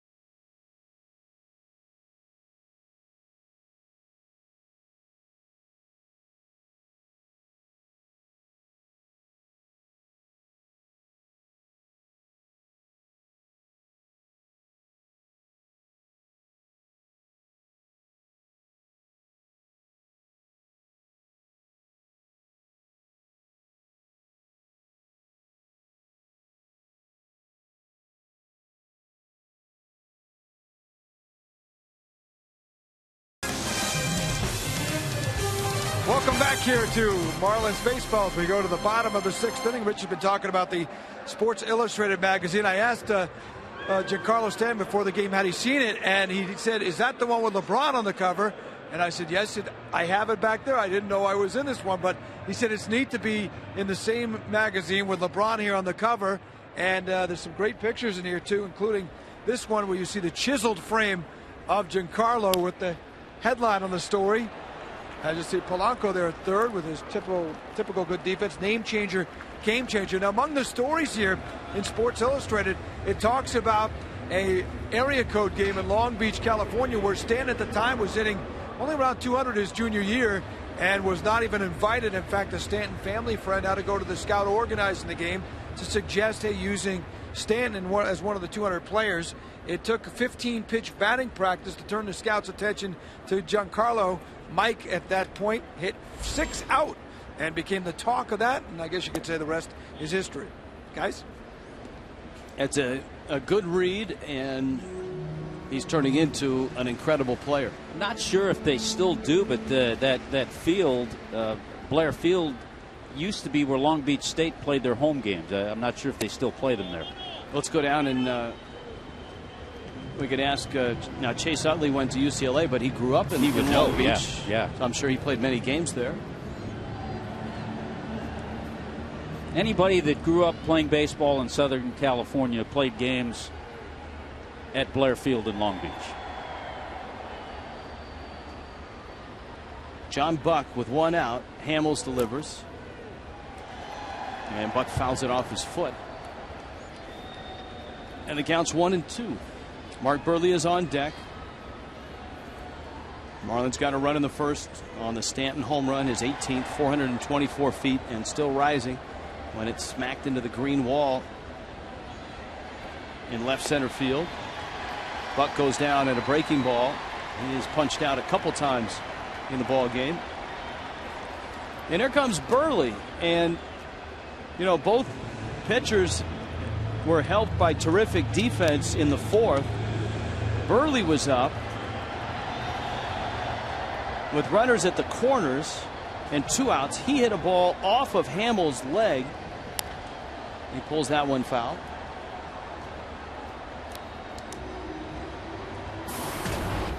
Carlos Ruiz hopped out from behind home plate and threw Burley out by a step.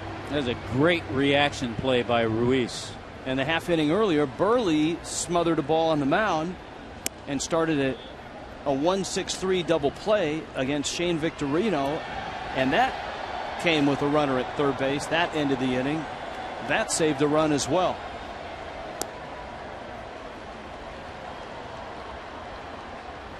Mark swings and misses, and it's 1-2. So much happened, Rich, while I was gone. A lot has happened. That pitch misses outside. Let's see. Gary Matthews came in. Cole Hamels tried to run against Mark Burley, got picked off. Shane Battier showed up. Chris Bosh showed up. I think Battier called that, though. Wigginton, and Burley is thrown out by a step again. He'll get that base hit.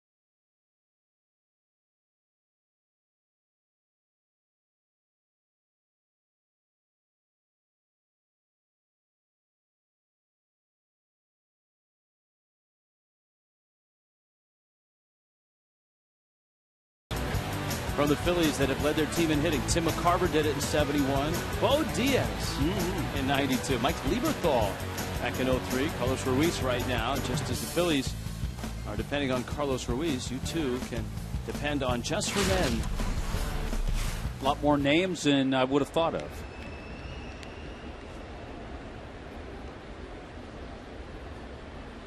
Well, Carlos Ruiz stands in with Hunter Pence, Shane Victorino in the 7th. Burley flips up a 81-mile-an-hour. You want to say change, but it's almost like a batting practice fastball from Burley. Here's the great thing about Burley. He's had to run up the line hard a couple of times. Last time to end the inning. Most pitchers go in the dugout after that. They'll towel off. They'll take a while. He goes in the dugout, gets his glove, and he's back out there taking his warm-up tosses. Yeah, both times he's had to run up the line has ended the inning.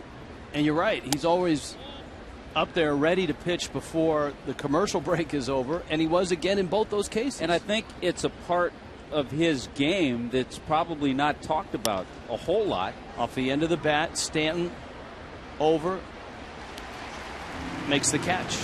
He's 33 years old, but a part of the game that maybe isn't talked about as much is that he's in good shape. He gets his workouts in between starts. He knows what he has to do. And going up the line hard a couple of times to end innings, he's right back out there on the mound, wasting no time. Here is Hunter Pence now. Pence is 2 for 2 in this one. He has 4 hits already in the series. And he takes inside. Now, Pence, of course, was a trading deadline deal coming over from Houston last year. The big piece that the Astros have this year is big in more ways than one. And in real life, he's big. He's El Caballo. He's Carlos Lee. And today, a report that the Astros had talked to the Dodgers about who are starving for offense. And Carlos Lee apparently said he didn't want to go to the Dodgers. He has a no-trade veto. And it sounds like he's not too hot on playing for the Dodgers. The other report, he's not a Southern California, L.A. type of guy, El Caballo. No, because he's a rancher. He raises cattle. Here's the 3-1. Pence drives that one left center field deep. Morrison looks up. That ball is gone. The Marlins cannot get Hunter Pence out. 3 for 3. Second homer of the series. 1-run game. Hunter Pence came into this game hitting .462 this year against the Marlins, and he's added to that with his 3 for 3 day. Hit a home run last night against Josh Johnson. Goes down and just smokes this ball. He surprises you and a lot of people, I think, with his power, the way the ball jumps off his bat. You watch him take batting practice, then you're not surprised. You're not surprised because the ball just explodes off his bat. Batting practice, he put a couple up in the Budweiser bar and balcony area. I mean, his swing is not a thing of beauty, but it is lethal and effective. Now Victorino with Wigginton on deck. It's been a real good ball game in front of a lively crowd, and Victorino knocks one into center field. He's got a hit and a threat to run, although you've got Burley on the mound with one of the best pickoff moves in all of baseball. And the Phillies have seen that this afternoon. Yeah, he picked Hunter Pence off in the second, and then for some reason Cole Hamels decided to break for second while Burley had the ball. Randy St. Clair's on his way out to the mound. Now, there's a lot of news in baseball today. We talked about Carlos Lee and those rumors with the Dodgers. Yesterday we were discussing Jim Thome and the fact that the Phillies have been looking for an American League partner that might need the pop. And we were discussing on air what teams might need him. And one of the teams that we settled on that really could use him would be the Baltimore Orioles. And there are reports today, MLB Network is reporting, that the Orioles and the Phillies are chatting about that very thing. Yeah, we kind of went through some of the teams in the American League. Some really don't need a designated hitter. some are going to be out of the race. So you kind of narrow it down, and Baltimore was one of those. What a nice ballpark that would be for him to hit in.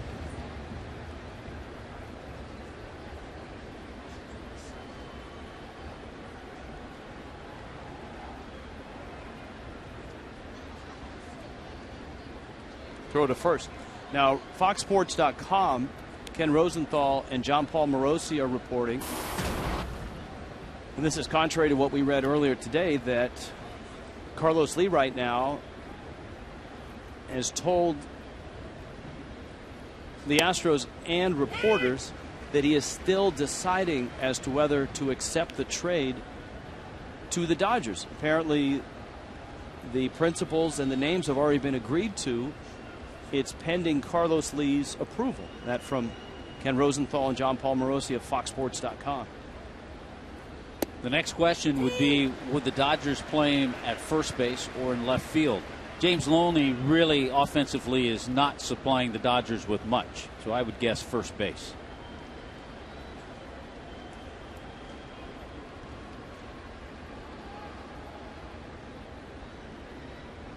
Oh, 2 to Ty Wigginton. Burley misses away. I think that visit may have been just to give Burley a little breather.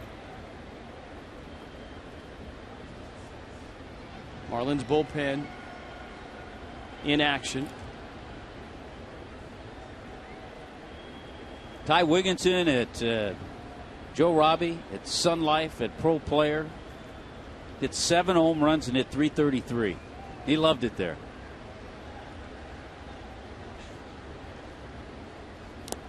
Foul tip, and Buck held it. Wigginton strikes out. That's a big out for Burley to get. Up comes Mayberry. In a 3-2 game in the top of the 7th.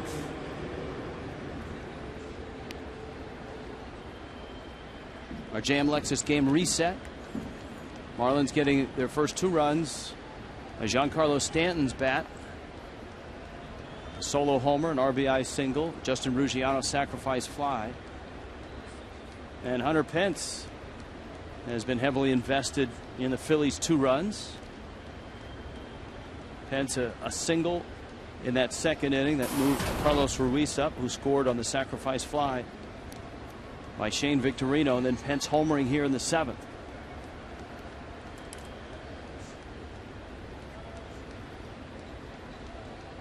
Victorino still at first, and now with 2 outs, Burley focusing a little more attention on him.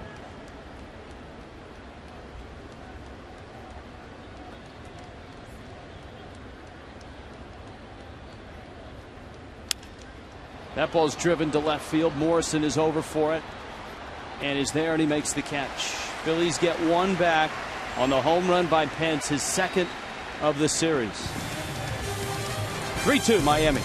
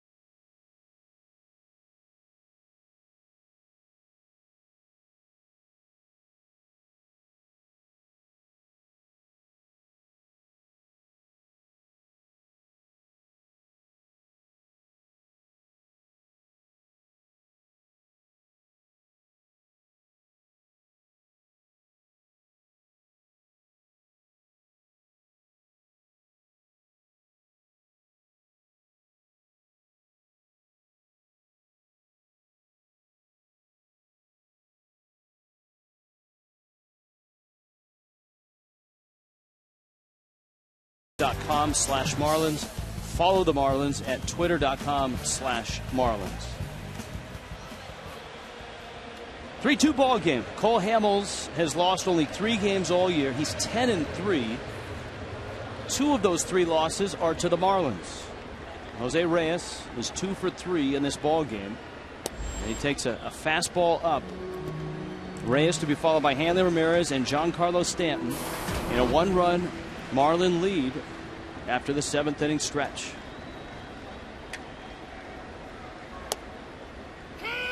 Reyes has 11 hits against the Phillies this year. 6 of those have been doubles. Toyota trend 17-7 when they have a player pick up 3 or more hits. I think we'll see Reyes' average as a right-handed batter come up as the season progresses. Got off to a real slow start hitting against lefties. Got jammed, and that ball's going to trickle foul.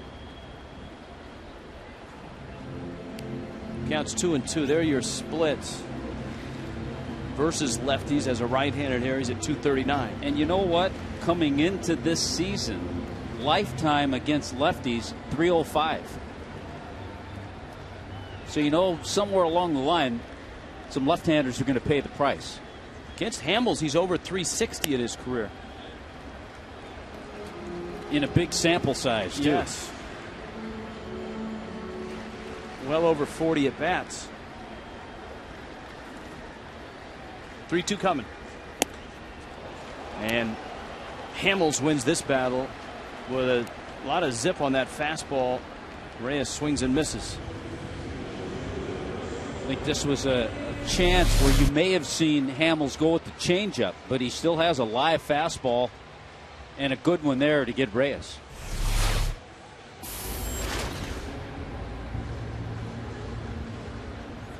Hanley Ramirez has a single, which he tried to make into a double back in the first. Didn't quite work out. And he smacks a line drive to left. He's hit 3 line drives that have been caught. Mayberry in left has caught all 3 of them. Hanley swung the bat good all 4 times. So 2 outs, and this should be interesting. You've got Stanton, who is homered, has an RBI single, and the Phillies intentionally walked him in the 5th. And now there's nobody on. Charlie Manuel, a guy that has immense respect for Stanton. Right now, in Charlie Manuel's mind, he's saying the Marlins have a man in scoring position.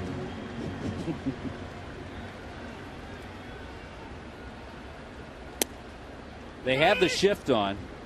And again, you don't see it that often with a right-handed batter. But there's Utley right here, the second baseman.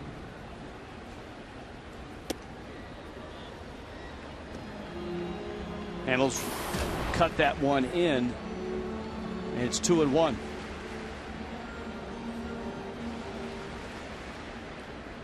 He's now just 1 RBI shy of 50.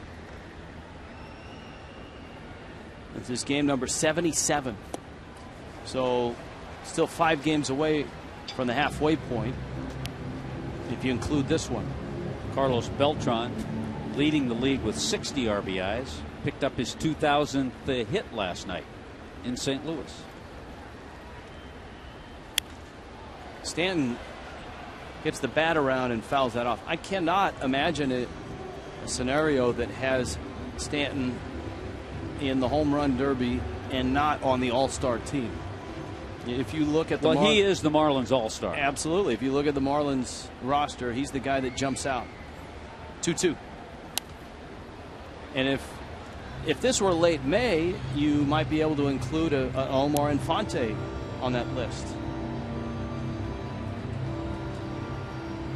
Infante's tailed off.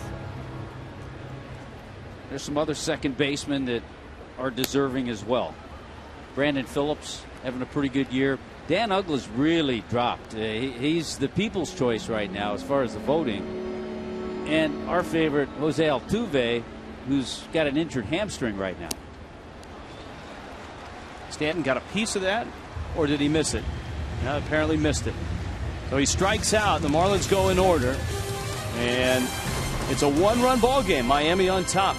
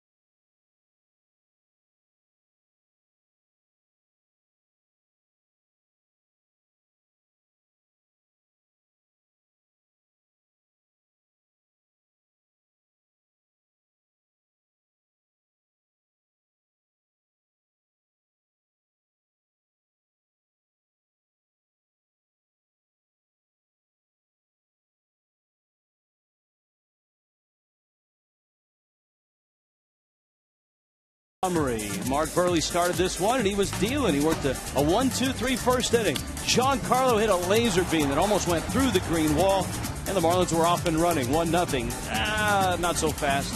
Shane Victorino's sacrifice fly. Carlos Ruiz would score. Then the Marlins got busy again. Jose Reyes led off the third with a double.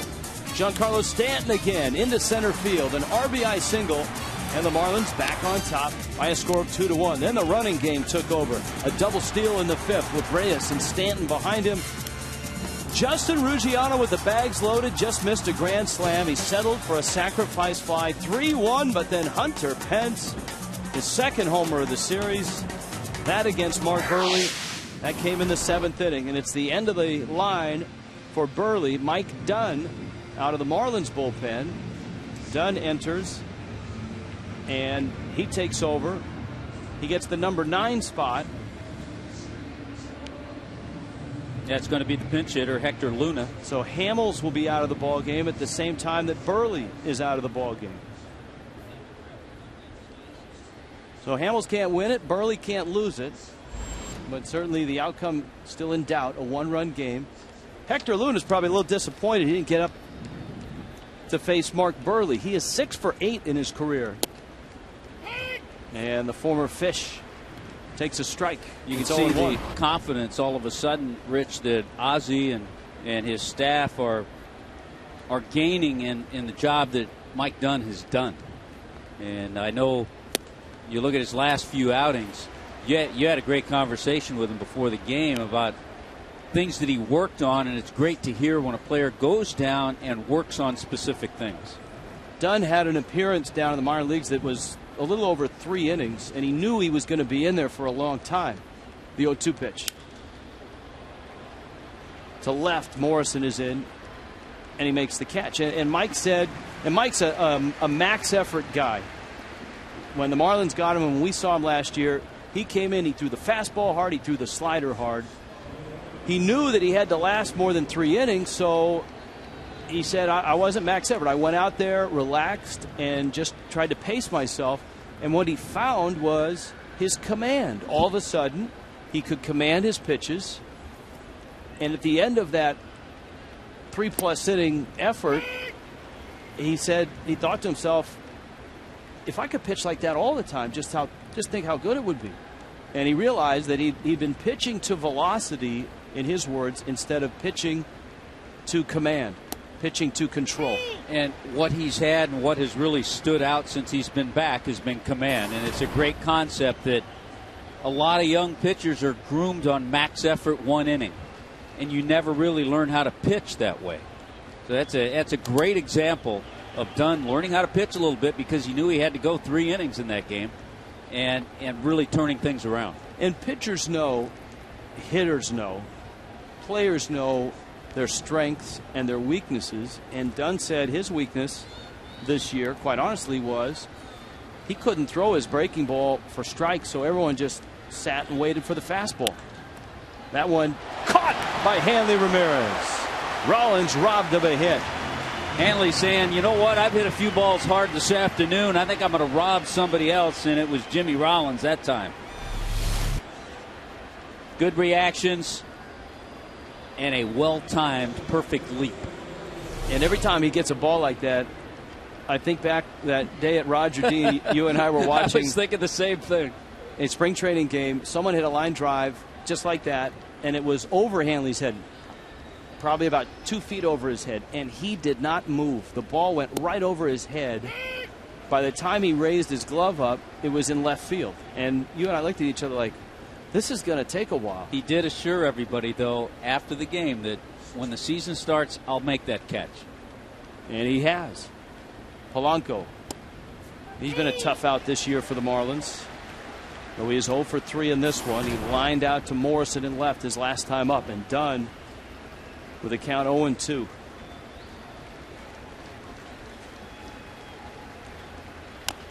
There's that breaking ball. Dunn off the mound, has it, sets, fires nicely. Dunn. Great job. Mike Dunn, a 1-2-3, 8th. 3-2, Miami.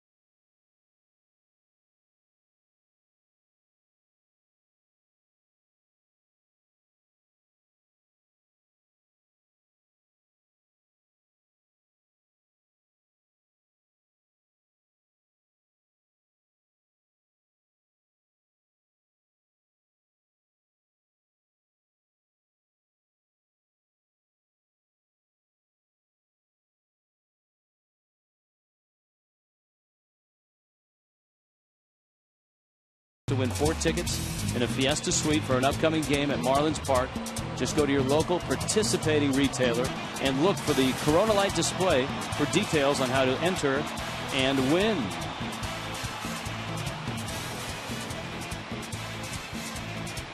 (3-2), Marlins on top, and as Logan Morrison steps in, some news breaking surrounding the Phillies. Michael Schwimmer takes over for Cole Hamels. Ken Rosenthal of FoxSports.com and MLB Network is reporting that the Phillies have reached a deal with the Baltimore Orioles to trade Jim Thome. No details on who's coming back from Baltimore to Philly. Boy, he'll certainly fit nicely in that lineup and in that ballpark as well. Man. Camden Yards. Morrison takes inside. The Marlins trying to get some insurance runs here in the bottom of the 8th. They lead at 3-2. Coming into play today, the Orioles 42-34, 4 games back of the Yankees. 1-1 pitch. Morrison goes after a breaking ball. So Jim Thome will take his 609 home runs to Baltimore as Heath Bell gets ready, and when he pitches the 9th, they'll be working to the meat of the Philadelphia order. Yeah, this will not be a soft landing. 1-2. Morrison just gets a piece of that high fastball. The dueling lefties in this one both went 7 innings. Cole Hamels, 7 innings, 7 hits, 3 runs, 3 walks, and 5 strikeouts. Hamels threw 104 pitches. 1-2. Pulled foul. Mark Burley, 7 innings himself, 7 hits, 2 runs. They were earned. Just 1 walk, 7 strikeouts for Burley. And an inning of scoreless relief from Mike Dunn. Burley threw 99 pitches. How about Mike Dunn? Threw 10 pitches. All pitches were strikes. I picked a good day to go down and talk to Mike Dunn. Yeah, you did. But as Ozzie has said this last week, what a real shot in the arm that would be to the Marlins bullpen to have Mike Dunn, an effective Mike Dunn. Because the way he's throwing, he can get lefties and righties out. 2-2 coming. Morrison slices that one into left field, a base hit. Lomo's bat looking good. He lined out back in the first. Has also walked in the game, so he's 1 for 3. And then you got Ruggiano coming up. Well, what a great opportunity to add on, get a little insurance, and that's a terrific approach by. Look at his head's down on that ball. If the front side, if the shoulder, if the head, either of those pull off the ball, you don't hit that pitch at all. Marlins are going to run for Morrison. Lomo comes out. Well, Cousins will stay in the game. Scott will play center field, and Ruggiano will move over to left field. Let's see if the Marlins are thinking about starting Cousins, maybe hitting and running with Ruggiano. The sac fly nearly got out for a grand slam, and he is doubled. Swings and misses at a breaking ball. It's like that sac fly Infante hit last night in the 3rd inning with the bases loaded. Very similar. Long look at Joe Espada at third.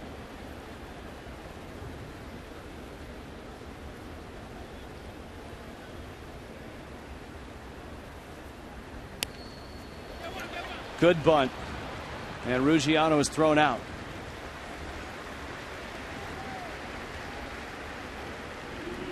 So up 90 feet into scoring position is Cousins.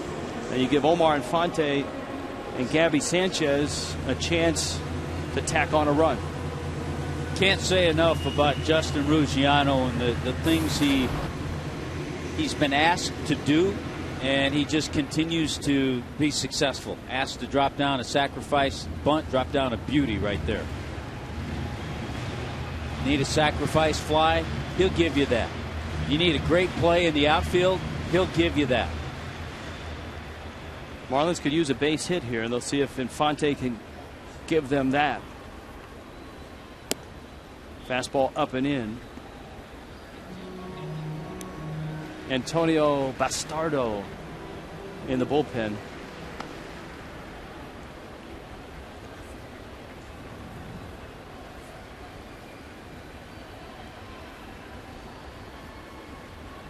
This has been an area for the Phillies that has not been the smoothest of sailing, and that's their bullpen this year. Charlie Manuel's ball club has been hitting. They've been scoring runs. They recently added, subtracted in their bullpen. And of course, their rotation has undergone some change with the injury to Halladay, the ineffectiveness of Cliff Lee. Line into right field. That's a base hit. Pence has a great arm, and Cousins will be stopped there.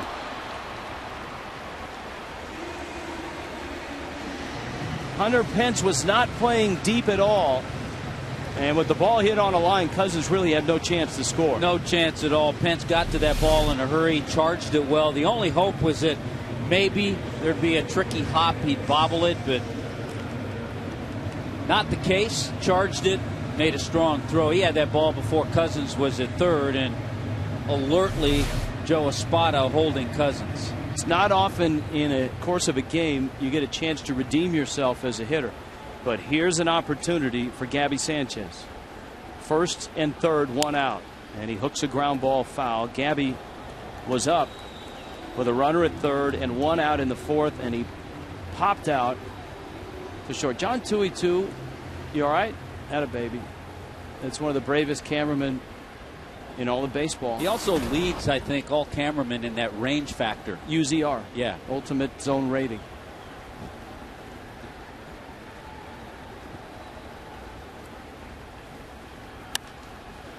Popped it up.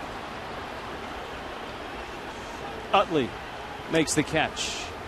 And that's a frustrating day for Gabby Sanchez. Boy, it sure is. You're looking at 2 runs. You're looking at a 1-run game instead of 3-2 very easily. Could be 5-2 going to the 9th inning. Very frustrating, I'm sure, for Gabby. So here's John Buck.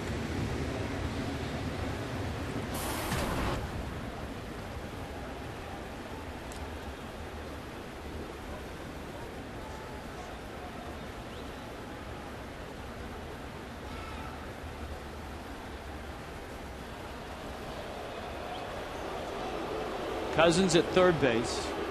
You get pretty good speed with Infante at first. If you're not all that confident in getting the run home, you never know. Ozzie might start Infante and hope for a throw through. Infante's smart enough, you would think, not to run into that third out at second. Off the end of the bat. Jim Thome.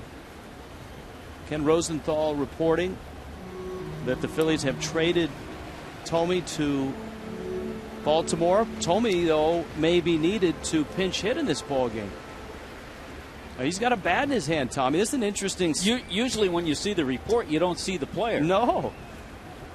We looked down the dugout when we read the report and figured that he was packing his bag. And oftentimes when you make a trade, you pull the player from the game because you don't want him to get hurt, because you want that trade to go through. And Thome, there he goes. His cell phone's ringing. I don't know. He went down with Juan Pierre. They may be going down to the cage to take some soft toss. I don't think Jim Thome is in the dugout with a bat in his hand for show. He's ready to go. Yep. That's not for show. Terrific crowd here in this ball game. Over 31,000. 31,311 into the game. They've seen a good game.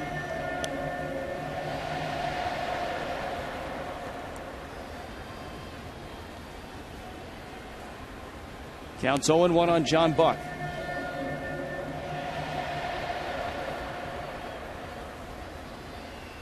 Infante at first. Cousins at third. 3-2 Miami, bottom 8. You've got good speed on both corners.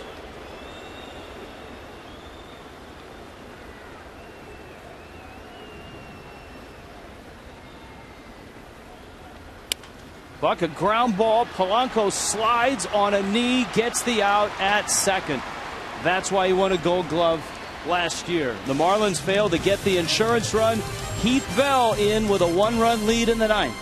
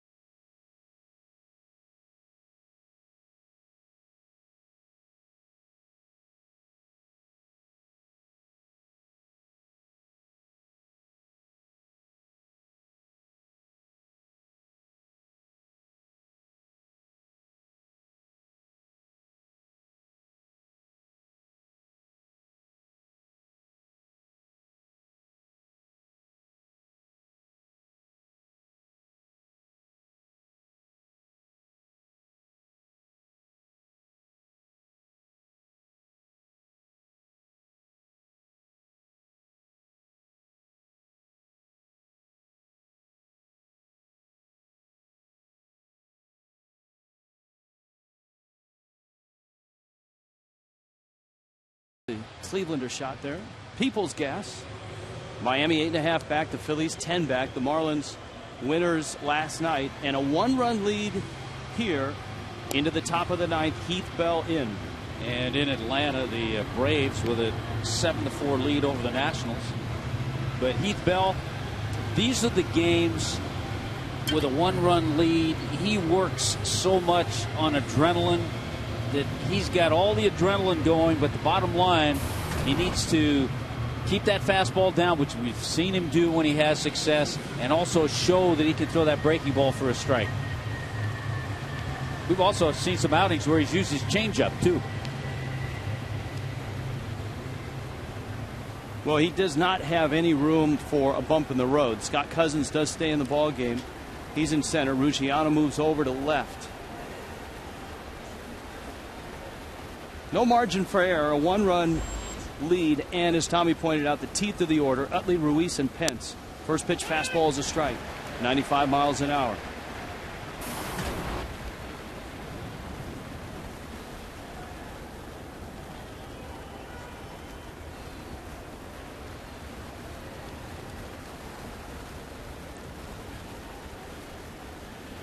Utley has singled in 3 trips. And Bell bounces one up there. Jim told me in the dugout, the reports from Ken Rosenthal are that the Phillies and the Orioles have agreed to the deal to be announced after both the Orioles and the Phillies games are complete. So Tommy may have one more AB left for the guy to his left that helped build him into, in all likelihood, a Hall of Famer. Charlie Manuel was his manager in the minor leagues, his hitting coach in Cleveland. Ground ball. Infante, 1 out. Phase 1 is out of the way. Alex Rodriguez, and our Nissan leaders of the game, is the active leader, but told me at 609. And this, in all likelihood, the last time he'll wear the Philly uniform, the second time that he has worn the Philly uniform. And I think when he goes into the Hall of Fame, he will be talking a lot about Charlie Manuel in Cooperstown in his speech. And right now, the Orioles are getting trounced 10-4 to Cleveland, losing to Cleveland. Carlos Ruiz fouls it back. Now it's Carlos Ruiz, who was doubled, struck out, flied out.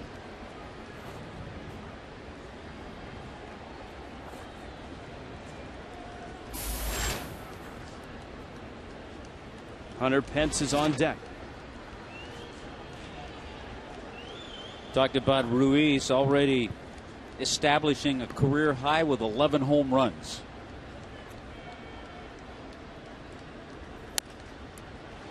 Bell with fastballs is out in front, 0-2.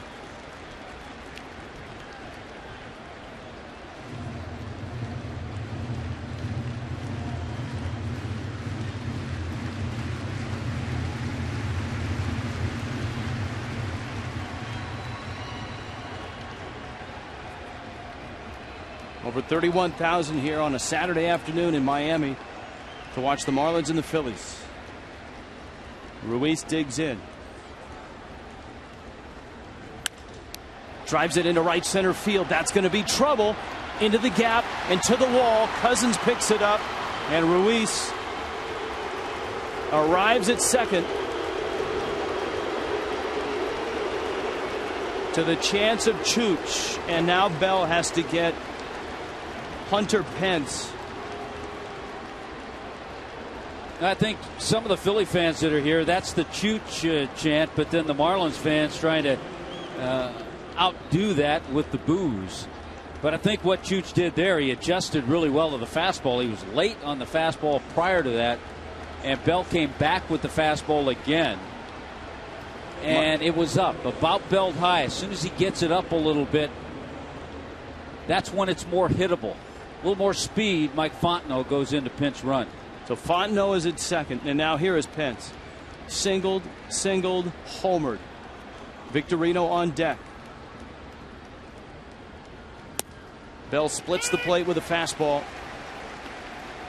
And for Bell, it's all about fastball location. If he can locate his fastball and can throw his breaking ball for a strike.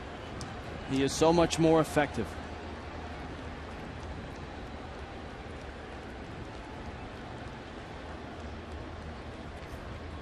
And Bell steps off the mound, trying to save it here in the ninth. 3-2 Miami. Marlins would love to finish off this month of June with a nice win. They'd like to finish June the way they started June. Remember, they took 2 of 3 in Philly. Of course, it hasn't been a June to remember for the Phillies either. They came into play today 9-17 in June.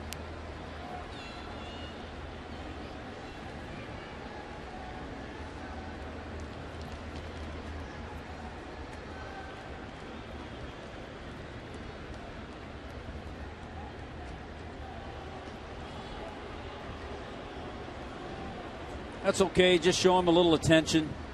Make sure Fontenot knows that you're aware that he's there.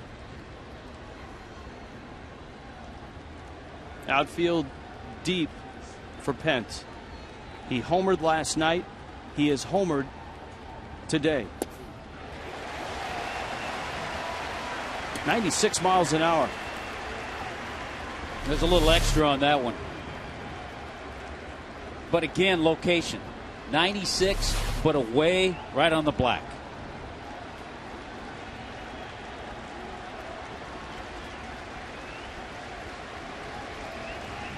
One, two. Buck smothers a breaking ball. You know, seeing Jim Thome there, you wouldn't see him, I wouldn't think, to pinch hit for Victorino, but Wigginton is after. And that's where you possibly could see Jim Thome. Well, Heath Bell is hopeful that there's no curtain call necessary. That Jim Thome has had his last at bat as a Philly. He would like to get 3 outs before that Wigginton spot comes up. Dealing with Pence right now. And it's 2-2. Got him! 96. 2 down.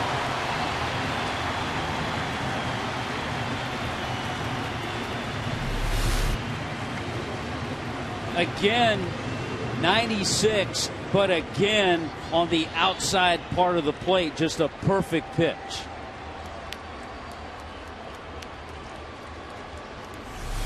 There's one thing to be said about the velocity, but there's another thing said about the command.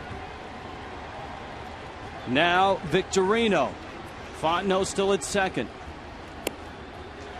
Outside corner. It may have been a generous corner. Victorino turns and walks away, and he may have muttered something to Doug Eddings. If he didn't, he's thinking about it, and he has the right to. Warren Henry, Fox tracks.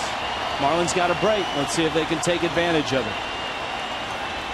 Burley for 7 innings. Mike Dunn for the 8th. Heath Bell here in the 9th. Breaking ball. And he's got 2 strikes now on Victorino.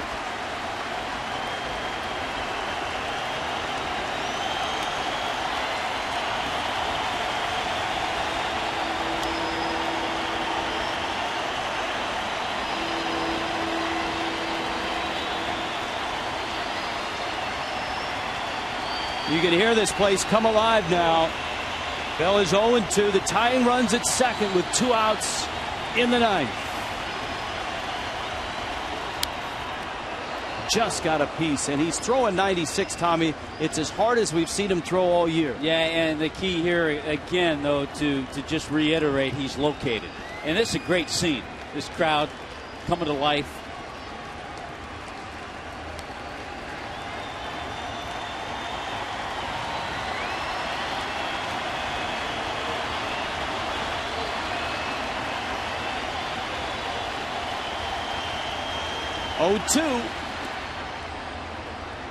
John Buck's done a nice job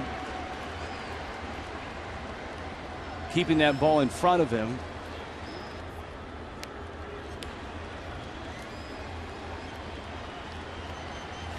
Though it's 1-2.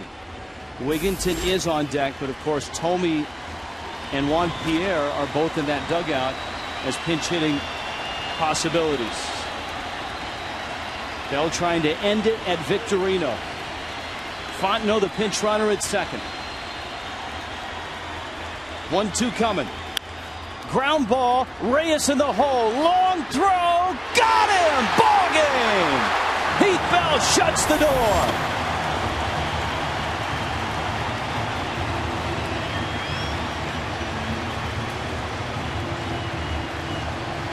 And the Marlins, who have suffered through a miserable June, are showing signs of life as the month comes to a close. Giancarlo Stanton, a homer, 2 RBIs. Mark Burley, 7 strong innings. And great relief from Mike Dunn, Heath Bell. A nice play by Reyes. Fontenot had made the turn at third, and if the Marlins don't get this out at first, the game is tied. How about the arm? He knew he had Victorino, the runner, who gets up that line in a hurry. The strength of Reyes. Terrific pitching by Bell to nail it down in front of over 31,000. Great afternoon today. The Marlins have won 3 in a row. The Phillies have dropped 4 in a row. 3-2 the final here. The Fish have won the first 2 of this 3-game set.